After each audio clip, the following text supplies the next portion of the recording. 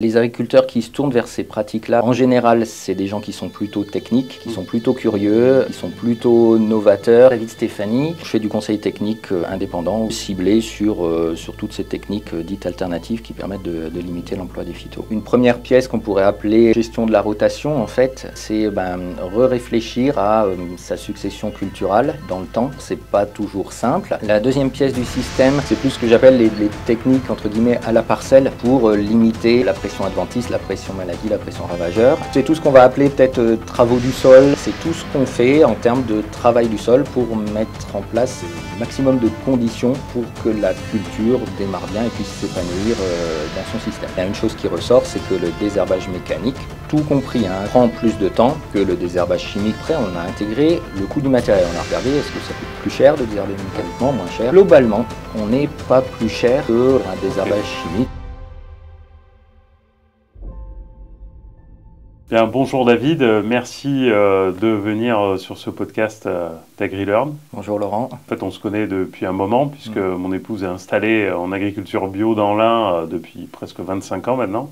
Et à l'époque, tu faisais partie de ce qu'on appelle un GAB, je ne sais pas si ça s'appelle toujours comme ça, mais d'une association de producteurs d'agriculture biologique que tu accompagnais. Et c'est comme ça qu'on s'est rencontrés.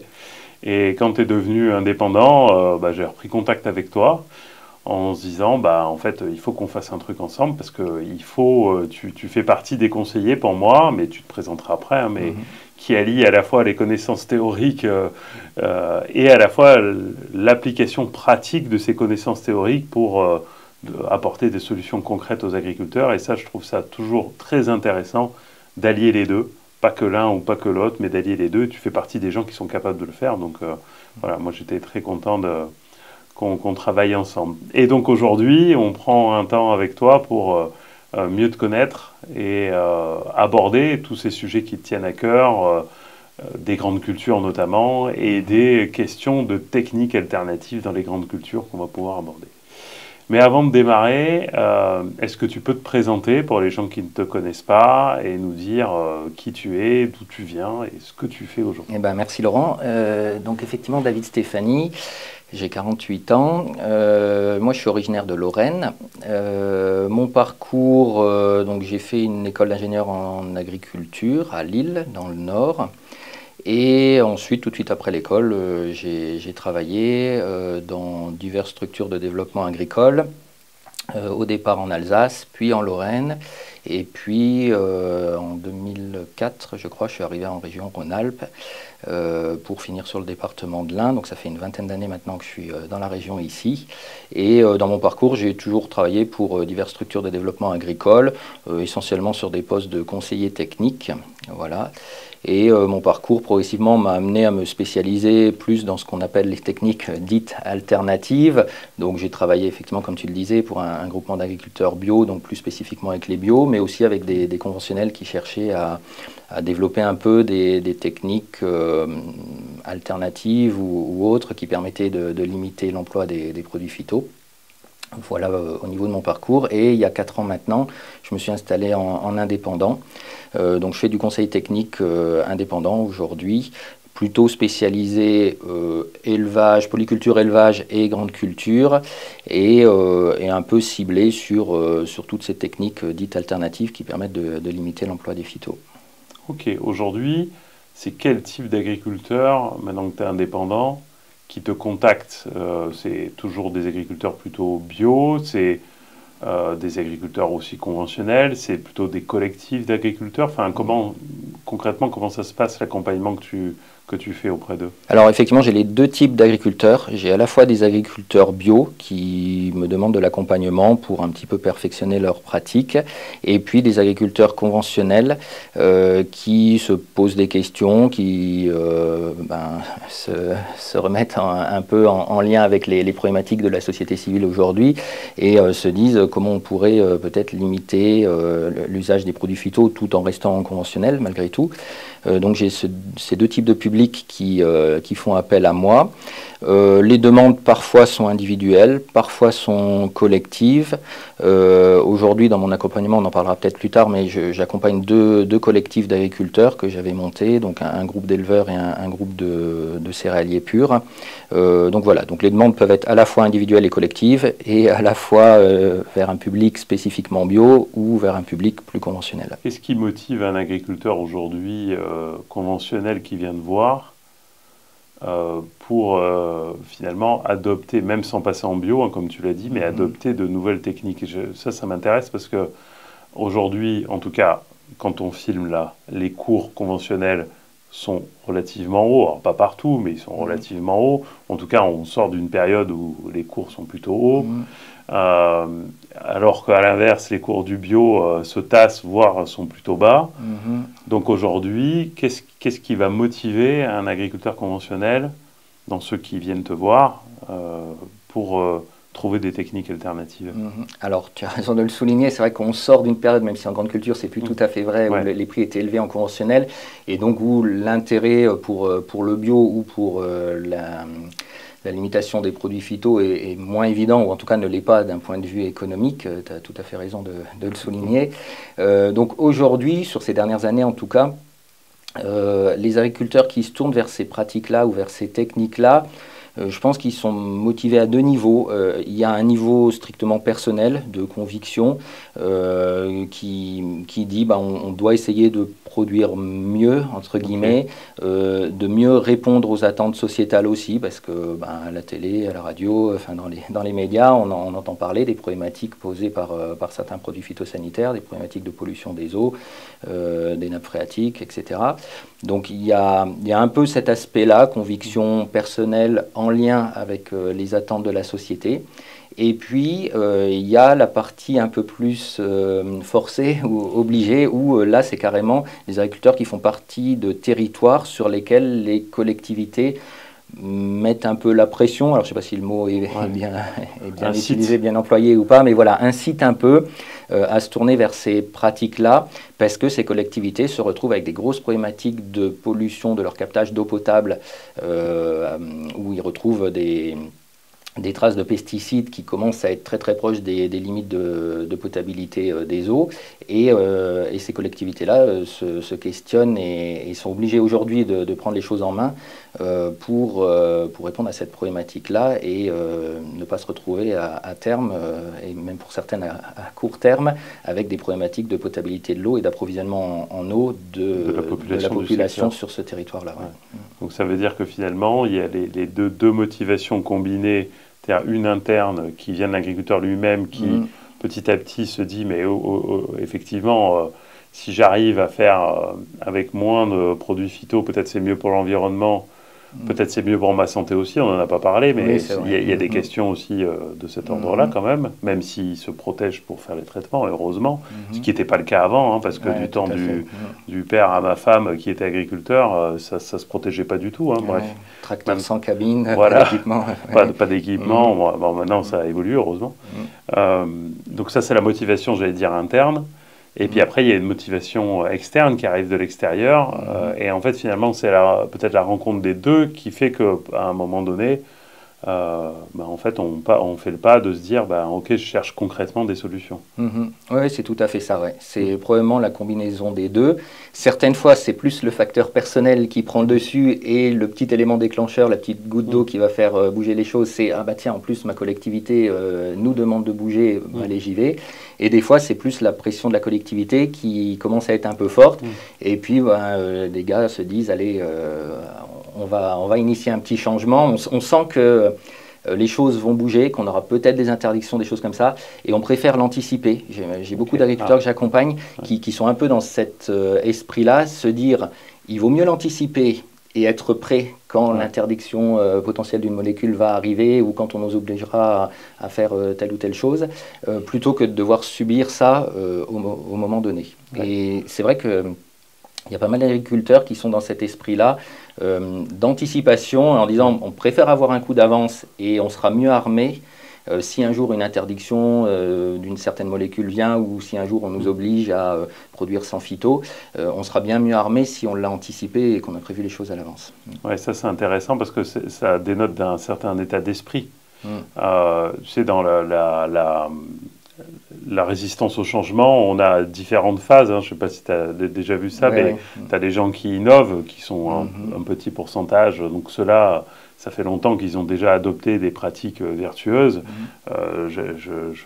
On avait rencontré en Belgique avec Alain Peters, un agriculteur qui est il a quasiment plus de produits phyto. Il n'est pas en bio, mais il a réduit drastiquement. Et avec 10 ans d'expérience, cette année, il était à 100 quintaux en blé, avec plus d'insecticides et je crois plus qu'un fongi. Donc voilà, voilà, mais ça fait partie des gens qui innovent, qui font ça déjà depuis 15 ans.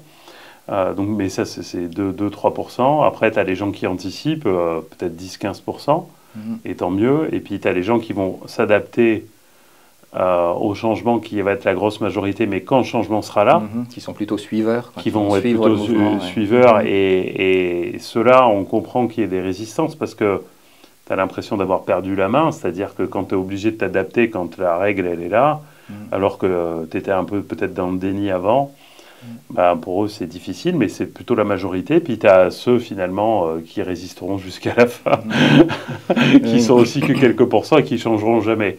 Mais malgré tout, il y a une vraie question, c'est comment les 60% qui sont dans l'adaptation, j'allais dire au changement, mais quand tu es dans un fait accompli, comment on en fait basculer, pas dans l'innovation, mais plus dans l'anticipation. Ça, c'est intéressant. Ben, moi, de ce que j'ai pu constater de mon expérience, ces gens-là qui sont suiveurs, à partir du moment où ceux qui sont dans l'anticipation sont des fermes un peu, entre guillemets, références, modèles, enfin des gens qui sont un peu regardés, si ces gens-là initient un changement avec réussite, le groupe des 60% que tu cites, il suit en fait. Il suit facilement parce que ces quelques modèles-là de gens qui innovent, qui ont un coup d'avance, ils sont regardés. Et à partir du moment où le changement marche bien, a été une réussite, le gros du paquet suit derrière assez facilement. Et ça, c'est souvent, enfin moi je l'ai pas mal constaté, c'est important que ceux qui innovent, ceux qui sont dans la tête de groupe et qui sont regardés, soit derrière bien accompagnés quand ils démarrent le changement. Alors en général, c'est des gens qui réfléchissent bien et qui ne vont pas faire n'importe quoi. Donc quand ils initient un changement, il est mesuré, il est posé, ils se renseignent, ils prennent des renseignements à droite à gauche et quand ils le mettent en place, sur leur ferme, c'est quelque chose qui est déjà bien calé, bien posé. Et finalement, on a l'impression qu'ils prennent un risque parce qu'ils font du changement, mais le risque, il est très très calculé. En général, c'est des gens qui sont plutôt techniques, qui sont plutôt curieux, qui sont plutôt novateurs, qui vont rechercher justement qu'est-ce qui se fait de mieux, les nouvelles technologies. Et en fait, la prise de risque, elle n'est pas si importante que ça, elle est très très calculée et surtout elle est très réfléchie. Et souvent, du coup, c'est gage de réussite parce que c'est des gens qui ne font pas n'importe quoi. J'ai remarqué que c'est des gens qui comptaient aussi, c'est-à-dire pour qui l'économique était une partie importante, pas que la technique. Et je pense que cette partie économique, ça participe à la crédibilité aussi de l'innovation qu'ils mettent en place. C'est-à-dire que pour que les gens suivent, c'est pas, à mon avis, c'est pas juste en fait que la technique soit réussie. Si la technique est réussie, on s'est fait plaisir, on a fait un beau couvert, je me fais l'avocat du diable, on a fait 10 tonnes de matière sèche à l'hectare, il y a des vers de terre, machin, tout ça, mais la marge brute, elle s'est écroulée, on s'en fout, quoi. Enfin, l'agriculteur, il ne suivra pas. Bien sûr, tu as complètement raison. Et quand je disais le changement est réussi, bien évidemment que ce n'est pas que le changement technique qui est réussi, c'est bien évidemment la réussite, elle est technique, elle est économique, elle est humaine aussi, c'est-à-dire c'est quelque chose qui ne va pas prendre 10 fois plus de temps que les pratiques qu'on faisait avant. Donc il y a le temps de l'humain, le temps de travail, et puis le plaisir à faire ce qui a été mis en place en fait. Donc effectivement, il y a cet aspect technique, cet aspect humain et cet aspect économique. Oui, c'est bien que tu rajoutes l'aspect humain parce qu'effectivement, c'est important aussi, parce que c'est souvent ce qui est reproché aux techniques alternatives. D'ailleurs, je voyais une vidéo d'un producteur de betteraves, puisque c'est un peu le sujet d'actualité, donc il n'était pas dans ses betteraves, il était dans des haricots, et il était en train de biner ses haricots, et il expliquait que voilà, c'était une technique alternative de biner les haricots, qu'il avançait je crois, à 8 km/h, qu'il avait, je ne sais plus, c'était 5-6 mètres, S'il fait ça au pulvé, bah, le pulvé, je ne sais plus combien il faisait, hein, il fait peut-être 30, 40 mètres maintenant, je ne sais plus combien, enfin voilà, et qu'il allait avancer à 20 km/h. Donc il faisait ça, et il a raison pour expliquer au grand public que en fait, s'il est obligé de passer 3 fois la bineuse à 8 km/h plutôt qu'une fois le pulvé à 20 km/h avec, pour lui, ça va lui coûter beaucoup plus cher. Donc, est-ce qu'on est dans une filière de qualité? Est-ce que derrière, les gens sont prêts à payer plus cher? Enfin, c'est des sujets qu'on abordera, mais voilà, c'est vraiment des sujets qui sont importants. Et je voulais qu'on aborde un peu l'approche systémique, parce que souvent, en fait, la transition vers l'agroécologie, elle est mal comprise. Et en fait, on cherche on dit, bah, on a une molécule qui est interdite, est-ce qu'on n'aurait pas l'équivalent en molécule naturelle ou qui ait moins d'impact qu'on pourrait remplacer? Et j'ai l'impression qu'on loupe un truc si on n'a pas une approche un peu systémique de la transition. Je pense que je sais que c'est dans cet état d'esprit que tu es toi quand tu accompagnes les gens. Est-ce que tu peux nous parler de cette approche systémique? Oui, tu as tout à fait raison de le souligner. Alors c'est sûr que c'est beaucoup plus rassurant de remplacer un produit A chimique par un produit B alternatif non chimique qui s'utiliserait dans les mêmes conditions, au même stade de la culture, voilà, au même dosage, enfin même si ce n'est pas le même dosage, c'est pas grave, mais qui serait juste de la substitution, on appelle ça de la substitution en fait, du produit chimique. Ça existe, hein, sur certains produits on l'a, c'est ce qui est le plus simple, mais ce n'est pas forcément ce qui est le plus efficace en termes de baisse d'IFT. Et c'est pas non plus ce qui est le plus durable dans le temps, au final. Et tu as raison de le souligner, c'est l'approche systémique, l'approche système globale de son système de culture qui permet de pouvoir amorcer un changement qui soit durable, durable techniquement, qu'on ne se retrouve pas face à des impasses techniques insolubles, qui soit durable économiquement aussi, qui soit durable humainement en termes de temps de travail. Et donc tout ça, c'est important. Et effectivement, dans cette approche systémique, moi j'accompagne beaucoup les agriculteurs au changement là-dessus. Ceux qui passent en bio, évidemment, parce que le passage en bio, on ne peut pas juste se contenter de faire de la substitution. On est obligé d'aller plus loin que ça. On doit vraiment, on appelle ça la reconception, on doit vraiment reconcevoir son système pour pouvoir durablement produire sans produits chimiques. Et ça, c'est très important. C'est des démarches qui sont un peu plus lourdes pour l'agriculteur, c'est-à-dire ça demande des remises en cause, ça demande du temps aussi peut-être pour se former, pour réadapter ses pratiques, mais c'est indispensable si on veut durablement changer son système en fait, et pouvoir le faire durer.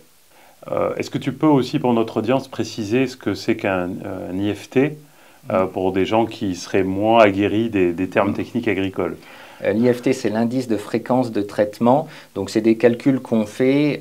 Donc, en gros, pour prendre un exemple très simple, un agriculteur qui aurait un problème de mauvaises herbes sur ses parcelles, il fait un traitement herbicide. S'il utilise le produit sur 100% de sa parcelle à la dose homologuée, son traitement va compter comme 1. Donc ça ferait un IFT de 1. S'il fait un deuxième herbicide, bah, il aura un deuxième 2 d'IFT. Si après il fait un fongicide, pareil sur 100% de la parcelle à la dose homologuée, ça va compter comme 3. Et donc, culture par culture, on peut calculer comme ça des IFT. Donc ce qu'on appelle l'indice de fréquence de traitement. Donc il y a des cultures qui ont 3, 4, 5 d'indice de fréquence de traitement et des cultures qui ont beaucoup moins que ça. Et puis après, il y a plus de subtilité que ça. Si par exemple il traite toute la parcelle mais qu'à demi-dose, ben, on comptera 0,5. Okay. S'il traite à pleine dose mais pas toute la parcelle, que 80% par exemple, ou, ben, on comptera 0,8. Okay. Voilà. Donc ça c'est comment on calcule l'IFT. L'idée c'est de pouvoir comparer un peu des systèmes et de pouvoir mesurer effectivement quel degré d'intervention chimique on a sur les parcelles et sur les cultures. Ouais, donc c'est intéressant, ça veut dire que c'est pas tout blanc ou tout noir, en réalité c'est pas je traite ou je traite plus, hein, parce que pour le grand public c'est important à comprendre, c'est en fait c'est et y compris en bio, parce qu'y compris en bio on a des molécules qui peuvent être dangereuses à haute dose, on pense au cuivre, au soufre notamment qu'il faut limiter, hein, que ce soit en bio ou en conventionnel c'est la même chose.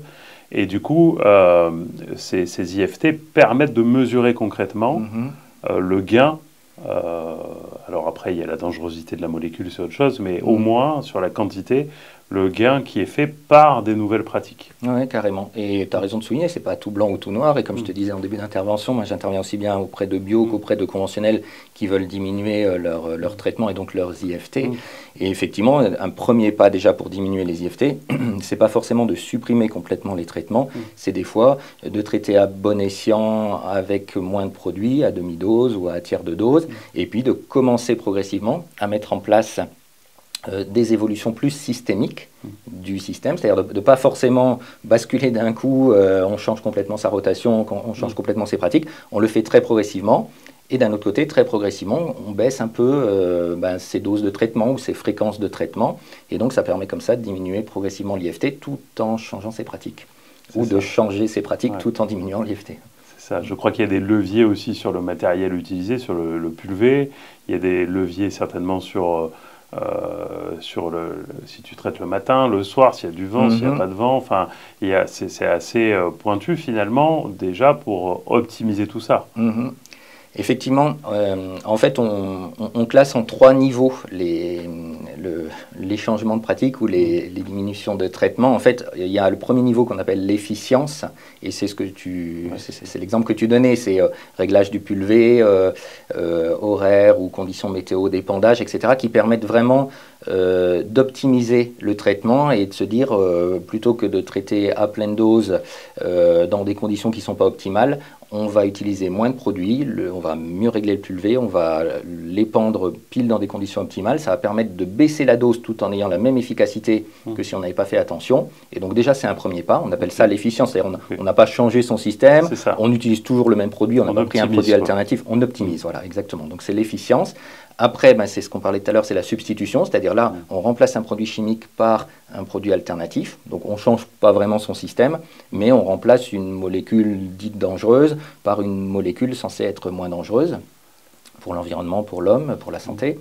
Et puis le troisième niveau, c'est la reconception, où là, effectivement, on va vers un changement de système. On change de système, ok.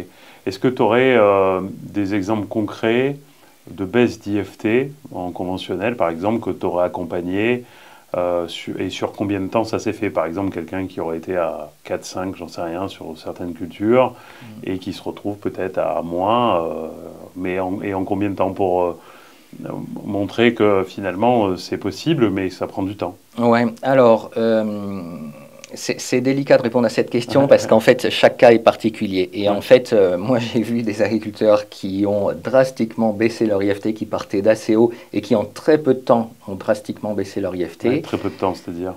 Ça pouvait être en 2, 3, 4 ans de diminuer leur IFT ou de diviser leur IFT par 3 par exemple. Ah là, ça... des polyculteurs éleveurs qui faisaient partie donc, des groupes que j'animais, qui du coup venaient un peu à des tours de plaine, discutaient avec des gars qui avaient déjà baissé leur IFT ou qui étaient en bio, qui ont commencé à introduire des métayes dans leur rotation, qui ont mieux réfléchi la rotation, c'est-à-dire qui des fois avaient plutôt une partie un peu toute herbe et de temps en temps de la culture, et puis une partie pas si éloignée que ça, que en système rotation de culture annuelle, et qui se sont dit, ben oui, on va plutôt introduire aussi des prairies temporaires là, on n'est pas si loin du bâtiment que ça, on peut les valoriser, ça ne nous coûte pas plus cher, ça ne nous prend pas plus de temps.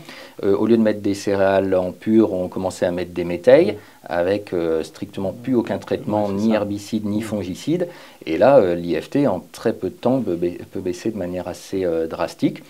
Et à l'inverse, des gens qui avaient besoin de plus de temps, qui partaient peut-être de systèmes soit déjà plus optimisés, soit sur des systèmes qui étaient plus difficiles, je pense plutôt à des céréaliers purs, où c'est des fois plus difficile de baisser l'IFT, de remettre en cause un peu le système, parce que un éleveur, il met de la prairie, il sait comment la valoriser. Un céréalier pur, si tu lui mets de la luzerne, qu'il n'y a pas de valorisation de la luzerne, économiquement, ça pose vite souci. Si pendant 2 ou 3 ans, tu as une luzernière sur ta parcelle et qu'elle n'est pas valorisée du tout. Donc forcément, c'est plus compliqué, plus long à mettre en place.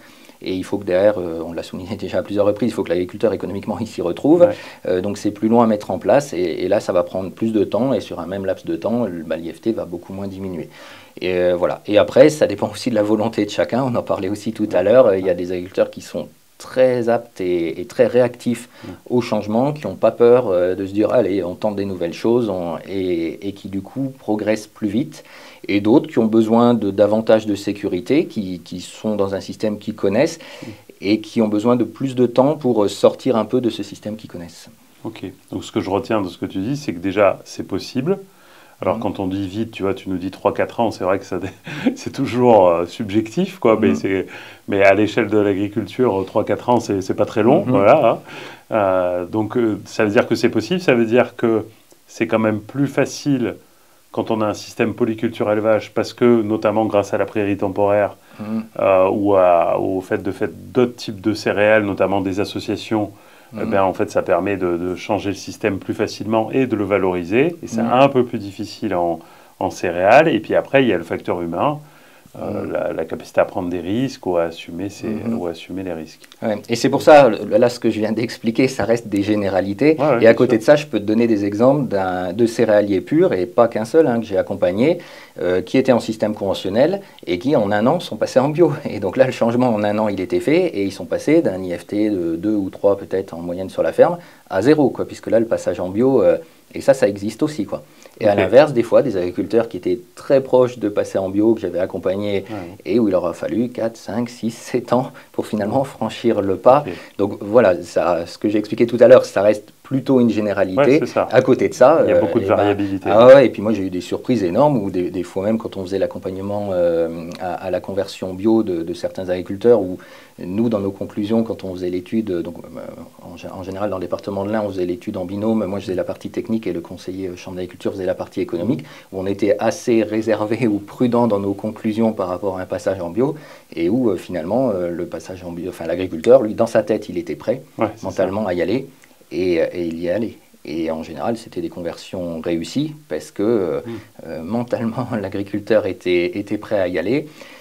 C'est des gens qui se forment très très vite, qui participent aux formations, qui viennent autour de plaine, qui vont sur Internet, vont chercher de l'info, se renseignent, vont rencontrer des gars déjà en bio. Enfin voilà, ils sont proactifs, et en l'espace de quelques mois, ils ont toutes les billes nécessaires pour mettre en place leur conversion et qu'elle se passe bien, quoi. Donc voilà, donc c'est très dur de faire des généralités, on a de tout, on a des exemples. Ne faisons pas de généralité, c'était pour donner quelques exemples, de dire que ça pouvait aller vite, mais y compris en système céréalier, mais du coup, il faut que le facteur humain soit prêt, et j'imagine, dans ces cas-là, il y avait le marché qui suivait aussi, c'est-à-dire que la personne est prête dans sa tête, elle s'est donné les moyens d'avoir toutes les billes techniques, mais il y a un marché en face pour acheter aussi, j'imagine. Oui, et puis surtout, il y a un prix en face qui permet, par rapport au niveau de rendement qui serait réalisé, d'être au moins aussi efficace, et même pendant plusieurs années, quand les prix du bio étaient très très élevés sur la filière grande culture, qui même étaient largement plus rémunérateurs qu'en conventionnel. Mais à condition, évidemment, d'avoir le niveau de rendement en face. Ça voulait dire qu'il fallait avoir le niveau de technicité suffisant pour atteindre les objectifs de rendement qu'on avait fixés, pour pouvoir derrière, effectivement, dégager une marge à l'hectare, à la culture, et à l'échelle de la ferme, une marge à l'échelle de la ferme qui soit satisfaisante et qui souvent était meilleure qu'en système conventionnel. Ok, super. Si on revient sur cette approche systémique, est-ce que tu peux nous détailler en fait les différentes pièces de ce puzzle, si on dit que cette approche systémique c'est un puzzle. Quand on avait fait la formation sur la réduction des intrants, on avait évoqué 7 leviers agronomiques qui composaient un peu ce système. Est-ce que tu peux nous en dire plus et nous expliquer comment qui ils sont et comment on les active concrètement? Oui. Alors, effectivement, on a détaillé 7 leviers agronomiques. Finalement, ces 7 leviers agronomiques, on peut peut-être les regrouper en 3 grosses pièces du puzzle. Une première pièce qu'on pourrait appeler gestion de la rotation, en fait, c'est réfléchir à sa succession culturelle dans le temps. Dans la gestion de la rotation, du coup, j'inclus un des 7 leviers qui était le levier qu'on avait détaillé, qui s'appelait le levier des intercultures. Et finalement, pour moi, il est dans la rotation, une interculture, un couvert végétal entre 2 cultures. Il fait partie prenante de la rotation. Donc il y a ce premier aspect-là, réfléchir sa rotation. Alors c'est pas toujours simple, il faut prendre en compte pas mal de paramètres, selon qu'on est éleveur, selon qu'on est céréalier pur, bah forcément les objectifs ne sont pas les mêmes. Il faut prendre en compte des paramètres humains, objectifs de temps de travail, il y a des cultures qui prennent bien plus de temps que d'autres. Il faut prendre en compte les paramètres économiques, il y a des cultures qui sont bien plus rentables que d'autres, que ce soit en conventionnel, que ce soit en bio, et réfléchir tout ça. Et évidemment qu'on ne peut pas se contenter de se dire ben, la culture la plus rentable aujourd'hui en conventionnel ou la culture la plus rentable aujourd'hui en bio, c'est ça, et donc je fais que ça. On sait très bien qu'à terme ça ne peut pas marcher parce qu'on va se retrouver face à des impasses techniques, des problèmes d'adventice, des problèmes de maladies, de ravageurs spécifiques qui vont poser souci et qui vont progressivement faire diminuer les rendements. Et donc il faut réfléchir à tout ça, regarder effectivement quelles sont les cultures d'une manière globale qui a priori sont les plus rentables, quelles sont les cultures qui sont peut-être les moins gourmandes aussi en temps de travail, quelles sont les cultures dont on a besoin si on est éleveur pour nourrir son troupeau, quelles sont les cultures dont on a besoin si on est céréalier pur et peut-être qu'on fait un peu de vente directe ou quoi, qu'on aurait besoin pour répondre au marché, ou même si on ne fait pas de vente directe, quelles sont les cultures pour répondre aux besoins des COP, des privés, enfin des transformateurs en filière longue, voilà, tels qu'ils sont, et donc prendre en compte tout ça pour essayer de construire une rotation cohérente, en prenant bien évidemment en compte tous les éléments techniques, donc alternance, culture d'été, culture d'hiver pour casser les cycles des adventices, alternance des différentes familles de plantes pour casser les cycles de certaines maladies, de certains ravageurs, etc. Donc ça c'est le premier point, le premier levier, donc repenser et retravailler sa rotation. Est-ce que ça passe, toujours par un allongement des rotations quand même? Ou pas nécessairement? Alors, quand tu dis allongement, c'est le nombre de cultures dans la rotation. Dans la rotation. Tout dépend d'où on part. Si on part d'un système monoculture de maïs, évidemment que ça passe par un allongement de la rotation. Des fois, chez des éleveurs qui avaient déjà une certaine diversité, c'est pas forcément mettre en place plus de cultures, c'est peut-être mieux raisonner l'alternance des cultures ou à l'échelle de la ferme, pas forcément augmenter le nombre de cultures, mais sur les parcelles, mieux réfléchir et mieux raisonner la succession des cultures parcelle par parcelle. Ça peut être ça et ça ne veut pas forcément dire augmenter le nombre de cultures à l'échelle de la ferme. S'il y en a déjà 4 ou 5 de différentes au départ, peut suffire, ça peut suffire largement.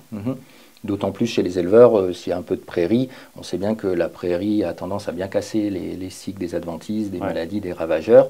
Et donc au final, si on introduit ponctuellement de la prairie dans les rotations, on n'a pas forcément besoin derrière d'avoir une succession de 10 cultures annuelles différentes pour pouvoir gérer sa rotation.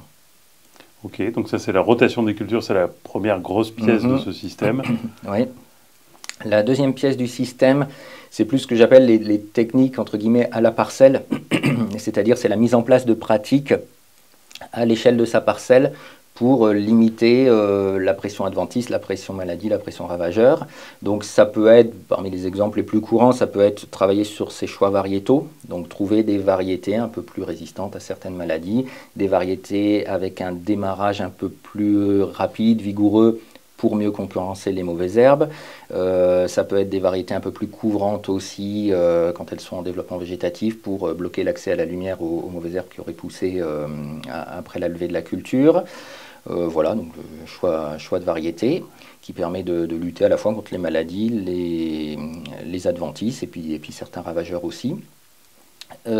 Ensuite, ça peut être associé des cultures. On parlait tout à l'heure de l'exemple des éleveurs. Ça, c'est assez simple à mettre en place quand même, l'utilisation des métailles. Donc, les métailles, c'est des associations entre des céréales et des protéagineux qui ont pas mal de vertus quand on est éleveur parce que l'association de une ou plusieurs céréales à paille avec un ou plusieurs protéagineux, type pois, févrole, vesse, lupin, etc., permet de limiter très fortement la propagation des maladies dans la parcelle, permet de mieux couvrir, notamment quand on met du pois fourragé, du triticale, de l'avoine, qui sont des espèces assez couvrantes, de beaucoup mieux couvrir le sol et donc de beaucoup mieux lutter contre les adventices, et permettre très facilement d'être conduite sans aucun produit chimique, ni herbicide, ni fongicide, Moi, j'ai plein d'exemples d'agriculteurs conventionnels aujourd'hui qui introduisent des métayers dans leur rotation et qui les conduisent en zéro phyto. Ils mettent un peu d'azote en sortie d'hiver quand même pour booster la culture et voilà la céréale à paille, donc un petit coup d'ammonitrate en sortie d'hiver. C'est quoi, de l'ordre de 50 unités? C'est quoi? C'est variable. On va dire que pour ceux qui sont les plus économes, ça va être 30 unités. Et pour ceux qui sont les plus gourmands, ils peuvent monter à entre 70 et 90 unités d'azote.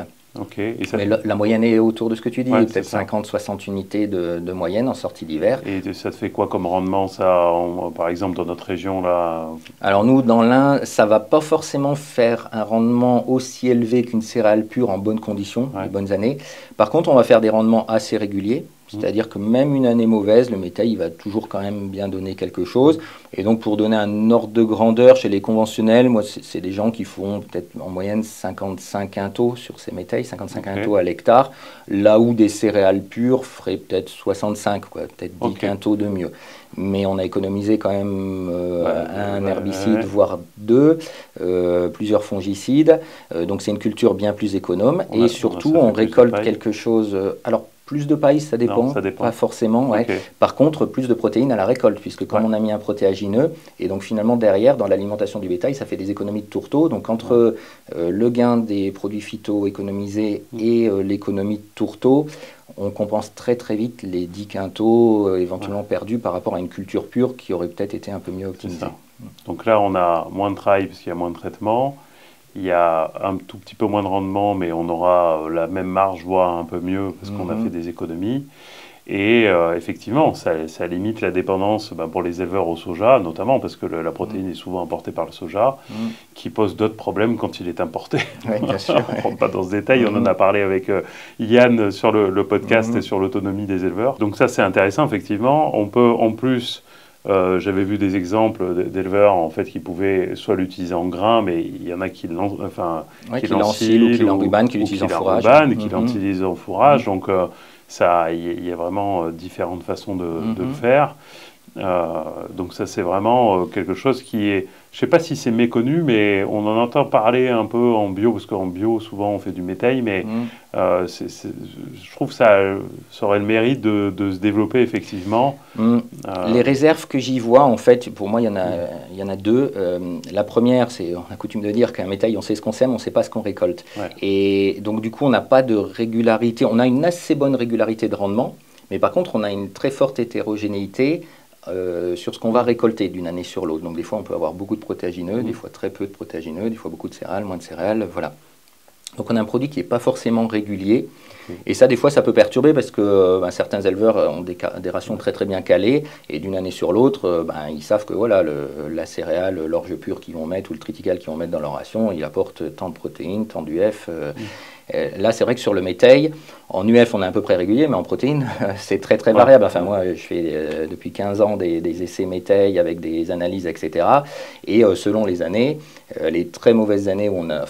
très mauvaises années au niveau protéines, je parle, parce que des fois c'est des bonnes années au niveau rendement, avec beaucoup de céréales, mais très peu de protéagineux. On peut se retrouver seulement à 12 ou 13 de MAT. Donc à peine plus qu'une céréale pure.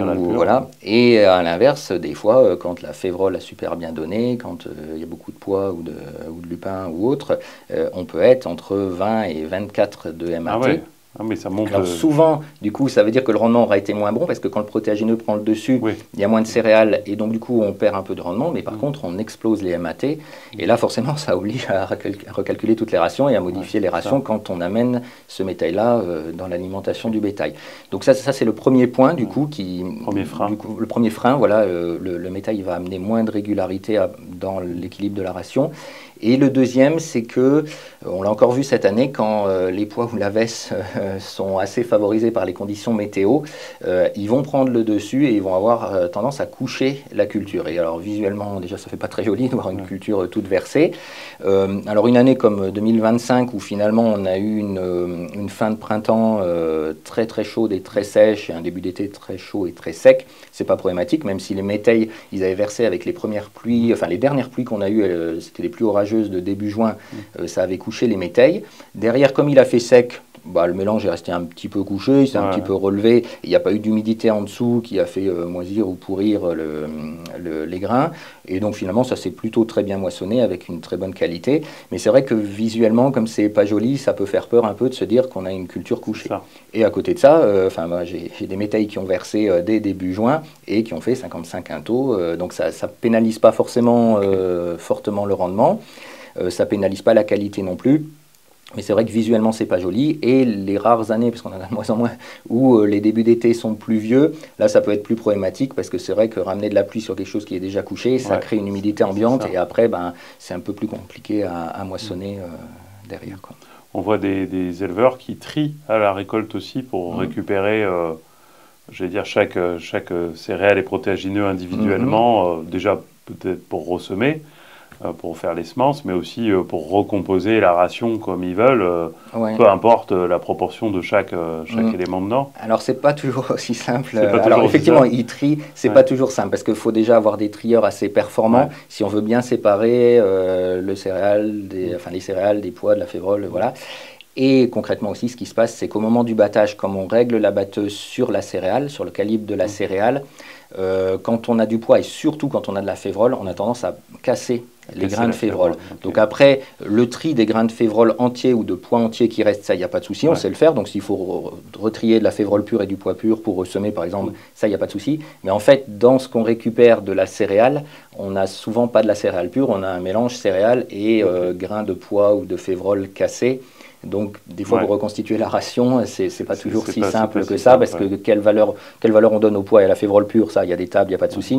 Quelle valeur on donne à un mélange céréales et pois, févrole cassé, c'est plus délicat, quoi. Tout à fait. Donc, c'est pas toujours aussi simple, même si tu as raison de le souligner. Il y en a qui font ce tri pour récupérer leurs propres semences, ou même pour avoir un aliment très protéiné en gardant la févrole et le pois pur d'un côté, et en gardant le mélange céréales, grains cassés de protéagineux de l'autre côté. Ok, super. Donc ça, c'est vraiment un exemple, ce métail de culture associé qui permet d'activer le levier, justement, de ce levier-là. Ouais, voilà. Et donc, pour finir effectivement sur ta première question, la deuxième pièce du puzzle à l'échelle de la parcelle, qu'est-ce qu'on peut mettre en place? Donc, il y a le choix des variétés, les associations de cultures. Et le troisième point assez important sur lequel on essaie pas mal d'insister aussi, c'est le choix des dates de semis, en fait. Aussi bien sur les cultures d'hiver, céréales à paille, colza, que sur les cultures d'été, maïs, soja, tournesol. C'est des points importants. On sait par exemple que sur des semis de céréales à paille à l'automne, de décaler, alors il n'y a pas besoin de décaler énormément, mais des fois de décaler de 2 à 3 semaines la date de semis, ça permet de limiter très fortement la levée de certaines adventices.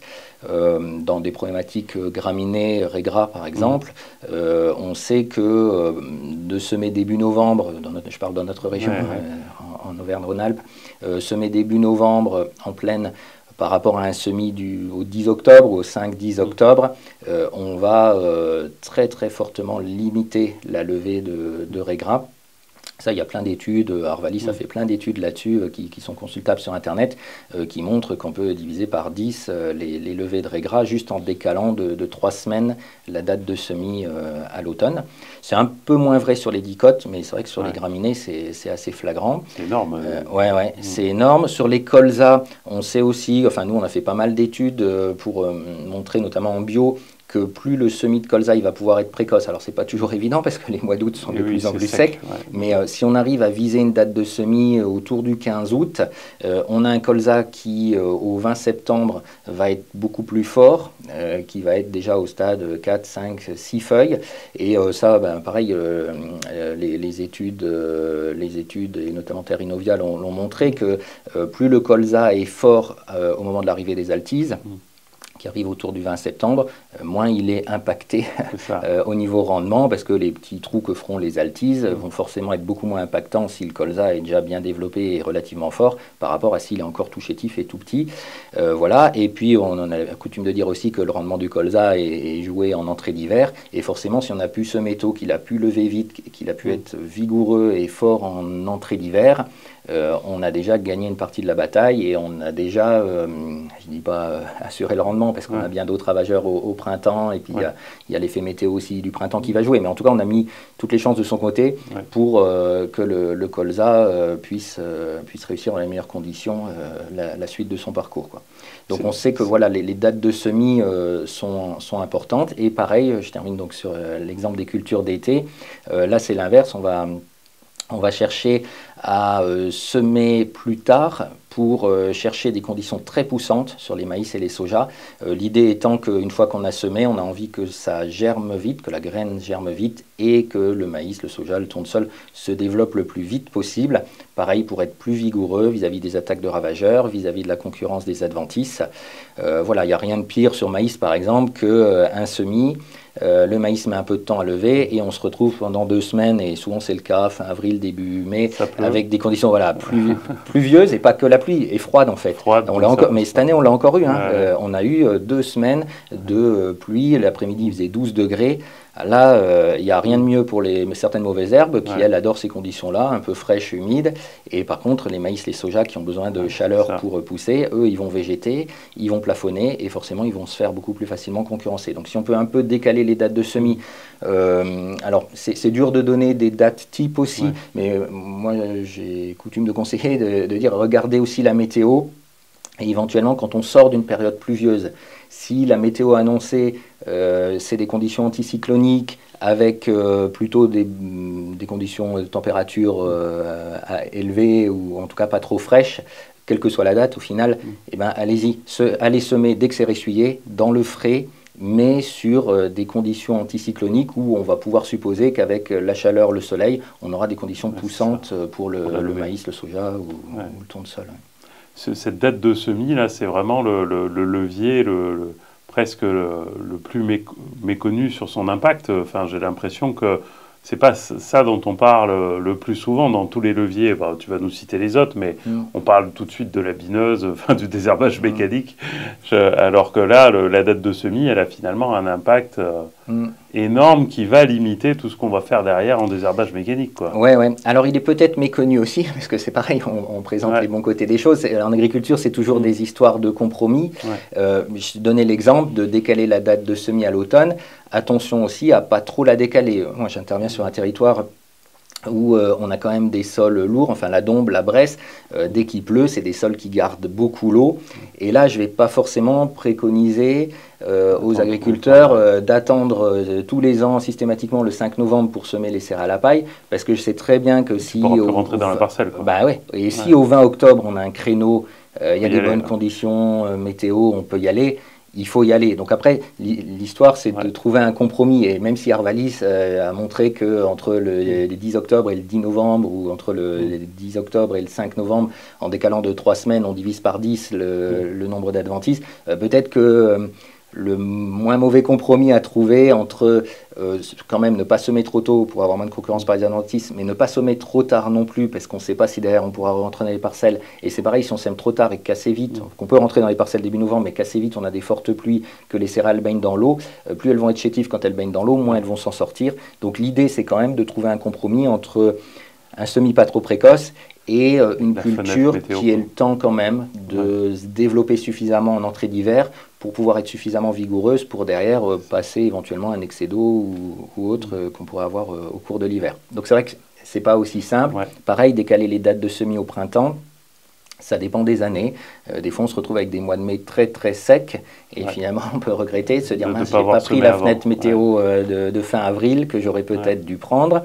D'autres années, j'ai plusieurs éleveurs qui me disent finalement, sur la durée, donc des gars qui sèment plutôt tard les maïs, c'est-à-dire à partir du 10 mai, entre le 10 et le 20 mai, qui disent on a l'impression quand même que 8 années sur 10, ça marche pas toujours, mais 8 années sur 10, finalement on est sur des bons créneaux parce qu'au niveau de date de floraison du maïs, comme il fleurit plus tard, on a déjà passé les canicules un peu précoces qu'on aurait pu prendre et finalement on s'en sort bien. Mais certaines années, j'ai un exemple en tête, je ne sais plus quelle année c'était 22 ou 23, on n'avait pas une goutte de pluie du mois de mai. Enfin, je veux dire, c'est impossible de travailler les sols, de semer dans le sec, et où les gars ont dû attendre les pluies de début juin pour semer. Donc c'est vrai qu'après, quand on commence à semer un maïs début juin, ça fait pas très tôt, on commence à flipper un peu, de se dire est-ce qu'il aura le temps de finir son cycle. Voilà, donc c'est un levier qui est très intéressant, mais c'est comme tous les leviers, c'est comme, voilà, c'est pas si simple à mettre en place, et des fois il y a certaines années, en fonction des conditions météo, où on peut avoir des prises de risques liées à ces conditions météo, quoi. C'est vraiment intéressant, tu vois, la nuance que tu apportes à chaque fois, parce qu'il n'y a pas de levier magique. Non. À chaque fois, il faut s'adapter à l'année, il faut s'adapter aux conditions. Et du coup, tu vois, j'imagine des gens des consommateurs qui ne seraient pas dans le monde agricole, qui nous écouteraient, qui écouteraient ce podcast parce qu'ils s'intéressent à ces sujets-là qui concernent tout le monde, finalement. Et je pense que ça va les aider à mieux comprendre, en fait, tous les enjeux techniques qu'il y a autour, en tout cas là, des cultures, parce que c'est ça dont on parle, et que finalement c'est assez fin comme réglage, et que le réglage, il ne se fait pas une fois pour toutes. En fait, il se fait chaque année pour chaque culture, à chaque saison. Ouais, ouais. C'est ça qui est spécifique, assez spécifique à l'agriculture comparé à plein d'autres choses. Quand on fabrique une voiture, quand on fabrique des boulons, des téléphones portables, on modélise. Je veux dire, voilà, on industrialise. Dans des bâtiments fermés. Je veux dire, on peut modéliser. On a une recette type, un schéma type, et tous les téléphones qu'on fabrique, toutes les voitures qu'on fabrique, elles sont fabriquées sur le même modèle, elles mettent le même temps de fabrication. Enfin voilà, c'est calibré, pesé. On a la recette type et ça marche. En agriculture, c'est impossible de fonctionner avec des recettes type. Moi, de toute façon, tous les agriculteurs que j'accompagne, ils le savent déjà, mais je le redis tout de suite d'entrée, moi je ne suis pas là pour apporter des recettes miracles, des solutions miracles, des trucs qui marchent dans toutes les conditions météo, de sol, voilà. On travaille avec du vivant, avec des sols qui sont différents d'un agriculteur à l'autre et au sein d'une même ferme, d'une parcelle à l'autre, et des fois avec des très très grosses variations de sol chez certains agriculteurs. Et avec des plantes qui sont vivantes, qui poussent et qui vont être dépendantes des conditions météo qu'il va y avoir, quoi. Et donc, il faut sans cesse s'adapter. Il ne faut pas avoir de recette type en tête. Il faut s'adapter à ce qu'on voit, à l'évolution de la culture. Quand on parlait des dates de semis, moi, aujourd'hui, dans les précos, l'idée, c'est aussi de se dire, ne mettons pas tous nos œufs dans le même panier et visons une période de semis. Et puis peut-être, au début de la période, il y a une fenêtre météo, on y va, on commence à semer, mais on sème peut-être qu'un tiers de sa surface. Et puis on a une deuxième fenêtre météo, 10 jours, 15 jours plus tard, allez, on remet un tiers ou une grosse moitié, et puis on se garde encore quelques pourcents pour un petit peu plus tard. Et finalement, en échelonnant un peu les dates de semis, on limite le risque, parce qu'il y a toujours des années qui vont être plutôt favorables à un semis un peu plus précoce que ce qu'on avait prévu, et d'autres qui vont être plus favorables à un semis un peu plus tardif que ce qu'on avait prévu. Et finalement, déjà en répartissant les risques, et donc en étalant un petit peu ces dates de semis, en choisissant des variétés différentes, parce qu'on sait qu'il y a des variétés qui vont mieux résister au sec, d'autres à l'humidité, pareil, en mettant différentes dates de semis, différentes variétés dans sa parcelle, différentes cultures. Plus on va mettre des cultures différentes, plus on limite le risque météo aussi. On n'aura jamais, plus on a de variétés différentes, si on a une année très humide, si on n'a qu'une seule culture ou deux cultures qui sont très sensibles à l'excès d'eau, on va prendre un carton. Si on a 10 cultures différentes, il y en a forcément qui vont aimer les conditions humides, certaines qui vont aimer les conditions sèches. On prendra des cartons sur celles qui auraient aimé des conditions plus sèches, mais on va réussir celles qui aiment les conditions humides et inversement. Donc en fait, plus on va mettre de diversité dans ces cultures, dans ces pratiques culturales, plus on va limiter le risque par rapport à la météo. En fait, on va répartir le risque et du coup, ce sera, en cas de mauvaise année, ce ne sera pas une mauvaise année pour tout, quoi. Voilà, c'est ça. Ok, bon, super, c'est vraiment intéressant parce que ça apporte beaucoup de nuances et de précisions sur, ça permet de comprendre à quel point c'est... agriculteur aujourd'hui, c'est un métier très très pointu. Oui, et puis on en reparlera quand on demande aux agriculteurs de changer leurs pratiques. C'est pas si simple que ça. Voilà, c'est bien plus complexe que ça. Et l'agriculture est très technique, contrairement à ce que peut-être certains citoyens ou certains consommateurs, l'image qu'ils peuvent avoir du métier d'agriculteur, en se disant de toute façon voilà, il suffit de semer et puis de faire un ou deux traitements et puis de moissonner. C'est quelque chose de très technique où l'agriculteur est toujours obligé de s'adapter à ces types de sols, aux conditions météo, au contexte de l'année, voilà, et donc c'est quelque chose qui demande, c'est un domaine qui demande énormément de compétences techniques. Hein. Et ça, souvent, je pense que le grand public ne s'en rend pas compte du tout. Quoi. On a l'impression que pour fabriquer une voiture, ça, il faut être pointu techniquement.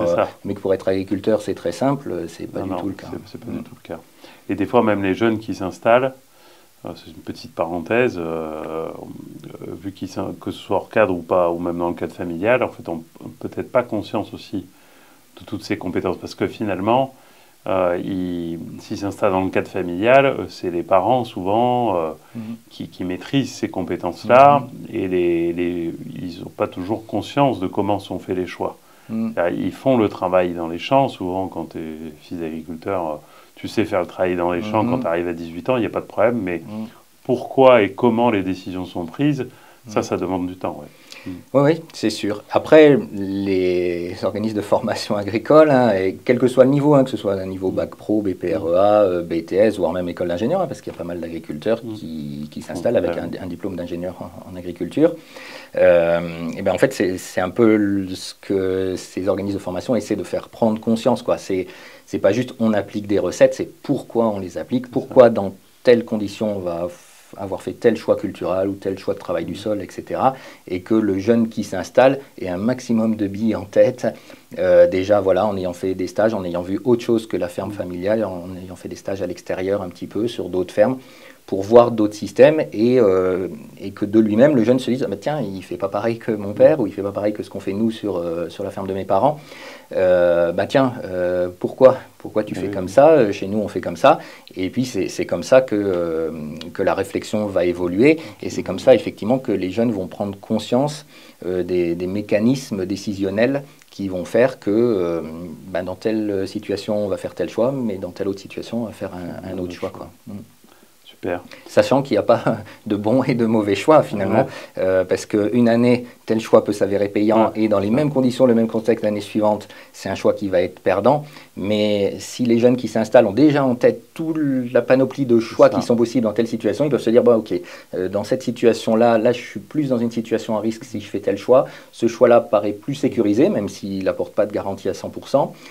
Et du coup, c'est aussi en fonction de ses objectifs humains. Alors ce choix-là, un peu moins de temps de travail. Bon, allez, même si derrière j'ai peut-être une prise de risque, je vais plutôt choisir celui-là. Ou à l'inverse, celui-là a plus de temps de travail, mais j'ai l'impression pour avoir vu chez un tel et un tel que ça sécurisait quand même le rendement derrière. Bon, je fais ce choix-là. Et en tout cas, l'idée, c'est qu'aujourd'hui, les agriculteurs, qu'ils soient jeunes, pas jeunes, etc., ils aient le maximum de billes pour prendre leurs décisions, en fait, et le maximum de connaissances pour prendre les décisions et faire leurs choix en fonction de leurs objectifs personnels aussi, quoi. Et deux agriculteurs voisins, voilà, pourront faire deux choix en ayant le même niveau de connaissances, pourront faire des choix différents parce qu'ils n'auront pas les mêmes objectifs, peut-être humains ou économiques. C'est ça, ouais, tout à fait. Très bien. Peut-être troisième pièce du puzzle. Troisième pièce du puzzle, c'est vrai qu'on s'est on a un peu dévié, mais c'est intéressant, c'est une discussion vraiment intéressante. Voilà, c'est tout ce qu'on va appeler peut-être travaux du sol, donc travaux mécaniques du sol, qui peuvent être faits soit en amont de la culture, soit en aval de la mise en place de la culture. Donc en aval de la mise en place de la culture, c'est ce qu'on appelle le désherbage mécanique. Et en amont, ça peut être le labour, le non-labour, les déchaumages, les non-déchaumages, les décompactages. Enfin voilà, c'est tout ce qu'on fait en termes de travail du sol pour mettre en place le maximum de conditions pour que la culture démarre bien et puisse s'épanouir dans son système. Moi, dans tous les agriculteurs que j'accompagne, on fait régulièrement des tours de plaine à différentes périodes de l'année. Et encore ce printemps, j'ai pas mal d'agriculteurs qui m'avaient contacté, qui avaient des différences sur leur céréales à paille, que ce soit blé, orge, entre les parcelles, alors que c'était la même variété semée, c'était semé quasiment aux mêmes dates. Et en fait, j'aime bien, je viens toujours avec ma bêche, on fait un test bêche, on regarde développement racinaire, structure du sol, et en fait, souvent... la réponse, on l'a en creusant en fait, hein, c'est-à-dire culture qui paraît magnifique, qui est jolie, qui est machin.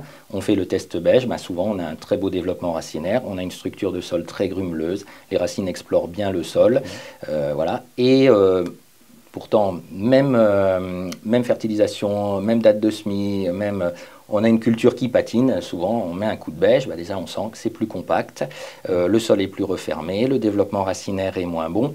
Et en fait, finalement, ça c'est le travail en amont de travail du sol qui va déterminer si derrière la culture va pouvoir bien ou pas bien s'implanter. Et donc, dans le travail du sol, on pense travail mécanique, il y a aussi les précédents culturaux, la mise en place d'interculture, la gestion des matières organiques, la place de la matière organique dans les sols. Plus on aura de matière organique dans nos sols, plus on va favoriser une structure plus aérée. Chez des céréaliers purs que j'accompagne, c'est vrai que des fois on a très peu de matière organique, des taux de matière organique très faibles. Ben, de fait, le sol se referme beaucoup plus facilement puisqu'on n'a pas cette matière organique qui fait un peu cet effet éponge, aération dans le sol. Et voilà, et souvent les réponses aux problématiques visuelles qu'on voit d'extérieur sur une parcelle, on les retrouve au niveau du sol. Donc l'importance du travail du sol, l'importance de la gestion des matières organiques, de des fois pratiquer pour des décompactages, même chez ceux qui ne souhaitent pas labourer. Donc on ne bouleverse pas les horizons, hein, on décompacte juste le sol sans bouleverser les horizons, mais on remet de l'aération dans les sols pour que les racines se développent mieux, pour que les microbes du sol aient davantage d'oxygène et puissent mieux travailler, mieux dégrader les matières organiques, etc. Donc ça c'est un travail qui est très important.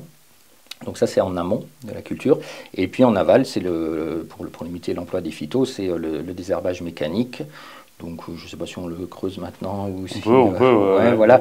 Donc le désherbage mécanique, c'est des choses c'est des techniques qui sont assez complexes, contrairement aux idées reçues qu'on peut avoir. C'est pas juste on remplace un produit phyto, on achète une bineuse ou une hercétrie et puis on passe l'outil. C'est des outils qui nécessitent un minimum de formation pour être utilisés, parce que c'est des outils qu'il faut régler. Donc l'outil lui-même, les réglages, il faut savoir à quelle vitesse on passe, il faut savoir à quelle profondeur on travaille, en fonction du stade de la culture, du stade de développement des adventices aussi. On n'aura pas du tout les mêmes réglages selon si on a une culture très développée, des adventices très peu développés, ou une culture moins développée, des adventices plus développés. Donc en fait, c'est des techniques qui demandent pas mal de connaissances, pas mal de formation. Mais qui aujourd'hui ont montré qu'elles pouvaient être efficaces dans beaucoup de situations et qui commencent de plus en plus à se développer. Alors chez les bio, de toute façon, c'est indispensable. Un bio ne peut pas faire des cultures annuelles traditionnelles, maïs, soja, céréales à paille, sans avoir ces outils-là. Mais de plus en plus, chez les conventionnels aussi, c'est des outils qui se développent et qui viennent pas en substitution totale des produits chimiques, qui viennent en complément de l'utilisation des produits chimiques, mais qui permettent de diminuer l'usage des herbicides. Je me rappelle, on avait filmé un des agriculteurs que tu accompagnes qui passait la roue rotative sur du maïs. Et c'est la première fois que je filmais une roue rotative et je me rappelle que le réglage était assez fin pour que ça ait vraiment un effet. Et pourtant, vu que c'est un outil que tu passes en plein, ça faisait plein de poussière, tu avais l'impression que ça marchait, mais en fait, quand tu regardais après concrètement, en fait, ils n'étaient pas bien réglés et finalement, ça ne désherbait pas comme il faut, quoi. Et encore, la houe rotative que tu cites, c'est l'outil, pour moi, c'est l'outil le plus simple d'utilisation. Parce qu'au final, il y a deux leviers de réglage. La vitesse, de toute façon, il faut aller vite, donc ça, il n'y a pas de question à se poser. C'est pas du tout aussi fin que sur la hercétrie, où des fois, à 0,5 km/h près, ou 1 km/h près, on ne fait pas du tout le même travail. Et donc, les deux points un peu de réglage, c'est la pression qu'on va mettre sur la houe et la profondeur de travail, donc le relevage des hauts de terrage, plus ou moins haut, sur la profondeur de travail. Et donc finalement, moi c'est souvent l'outil que je préconise pour des conventionnels qui veulent commencer à s'initier au désherbage mécanique. Je trouve que la houe rotative, elle a plusieurs avantages, elle est assez simple d'utilisation, et puis surtout, il y a des gros débits de chantier, puisqu'en fait on avance très vite.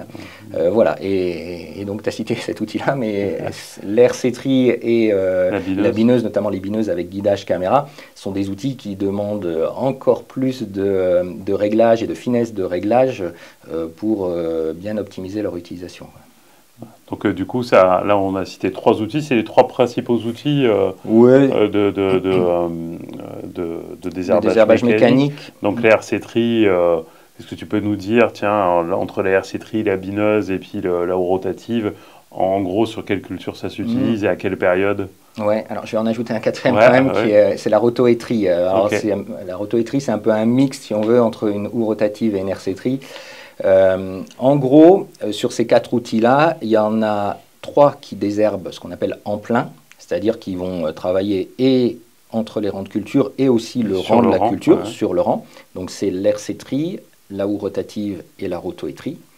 Donc ça, c'est des outils qu'il faut utiliser avec vigilance, évidemment, puisque comme on travaille aussi le rang, il faut qu'on trouve un réglage qui soit suffisamment agressif pour dégager les adventices qui sont présentes, mais pas trop agressives, sinon on arrache notre culture, puisqu'on travaille aussi le rang sur lequel il y a la culture.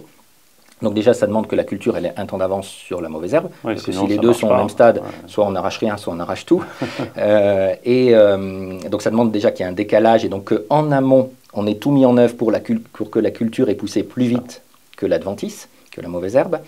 Et ensuite, une fois qu'on passe cet outil, c'est trouver cette finesse de réglage, donc pression, vitesse d'avancement, profondeur de travail, inclinaison, voilà, qui vont permettre d'arracher la mauvaise herbe sans faire de dégâts sur la culture. Ouais.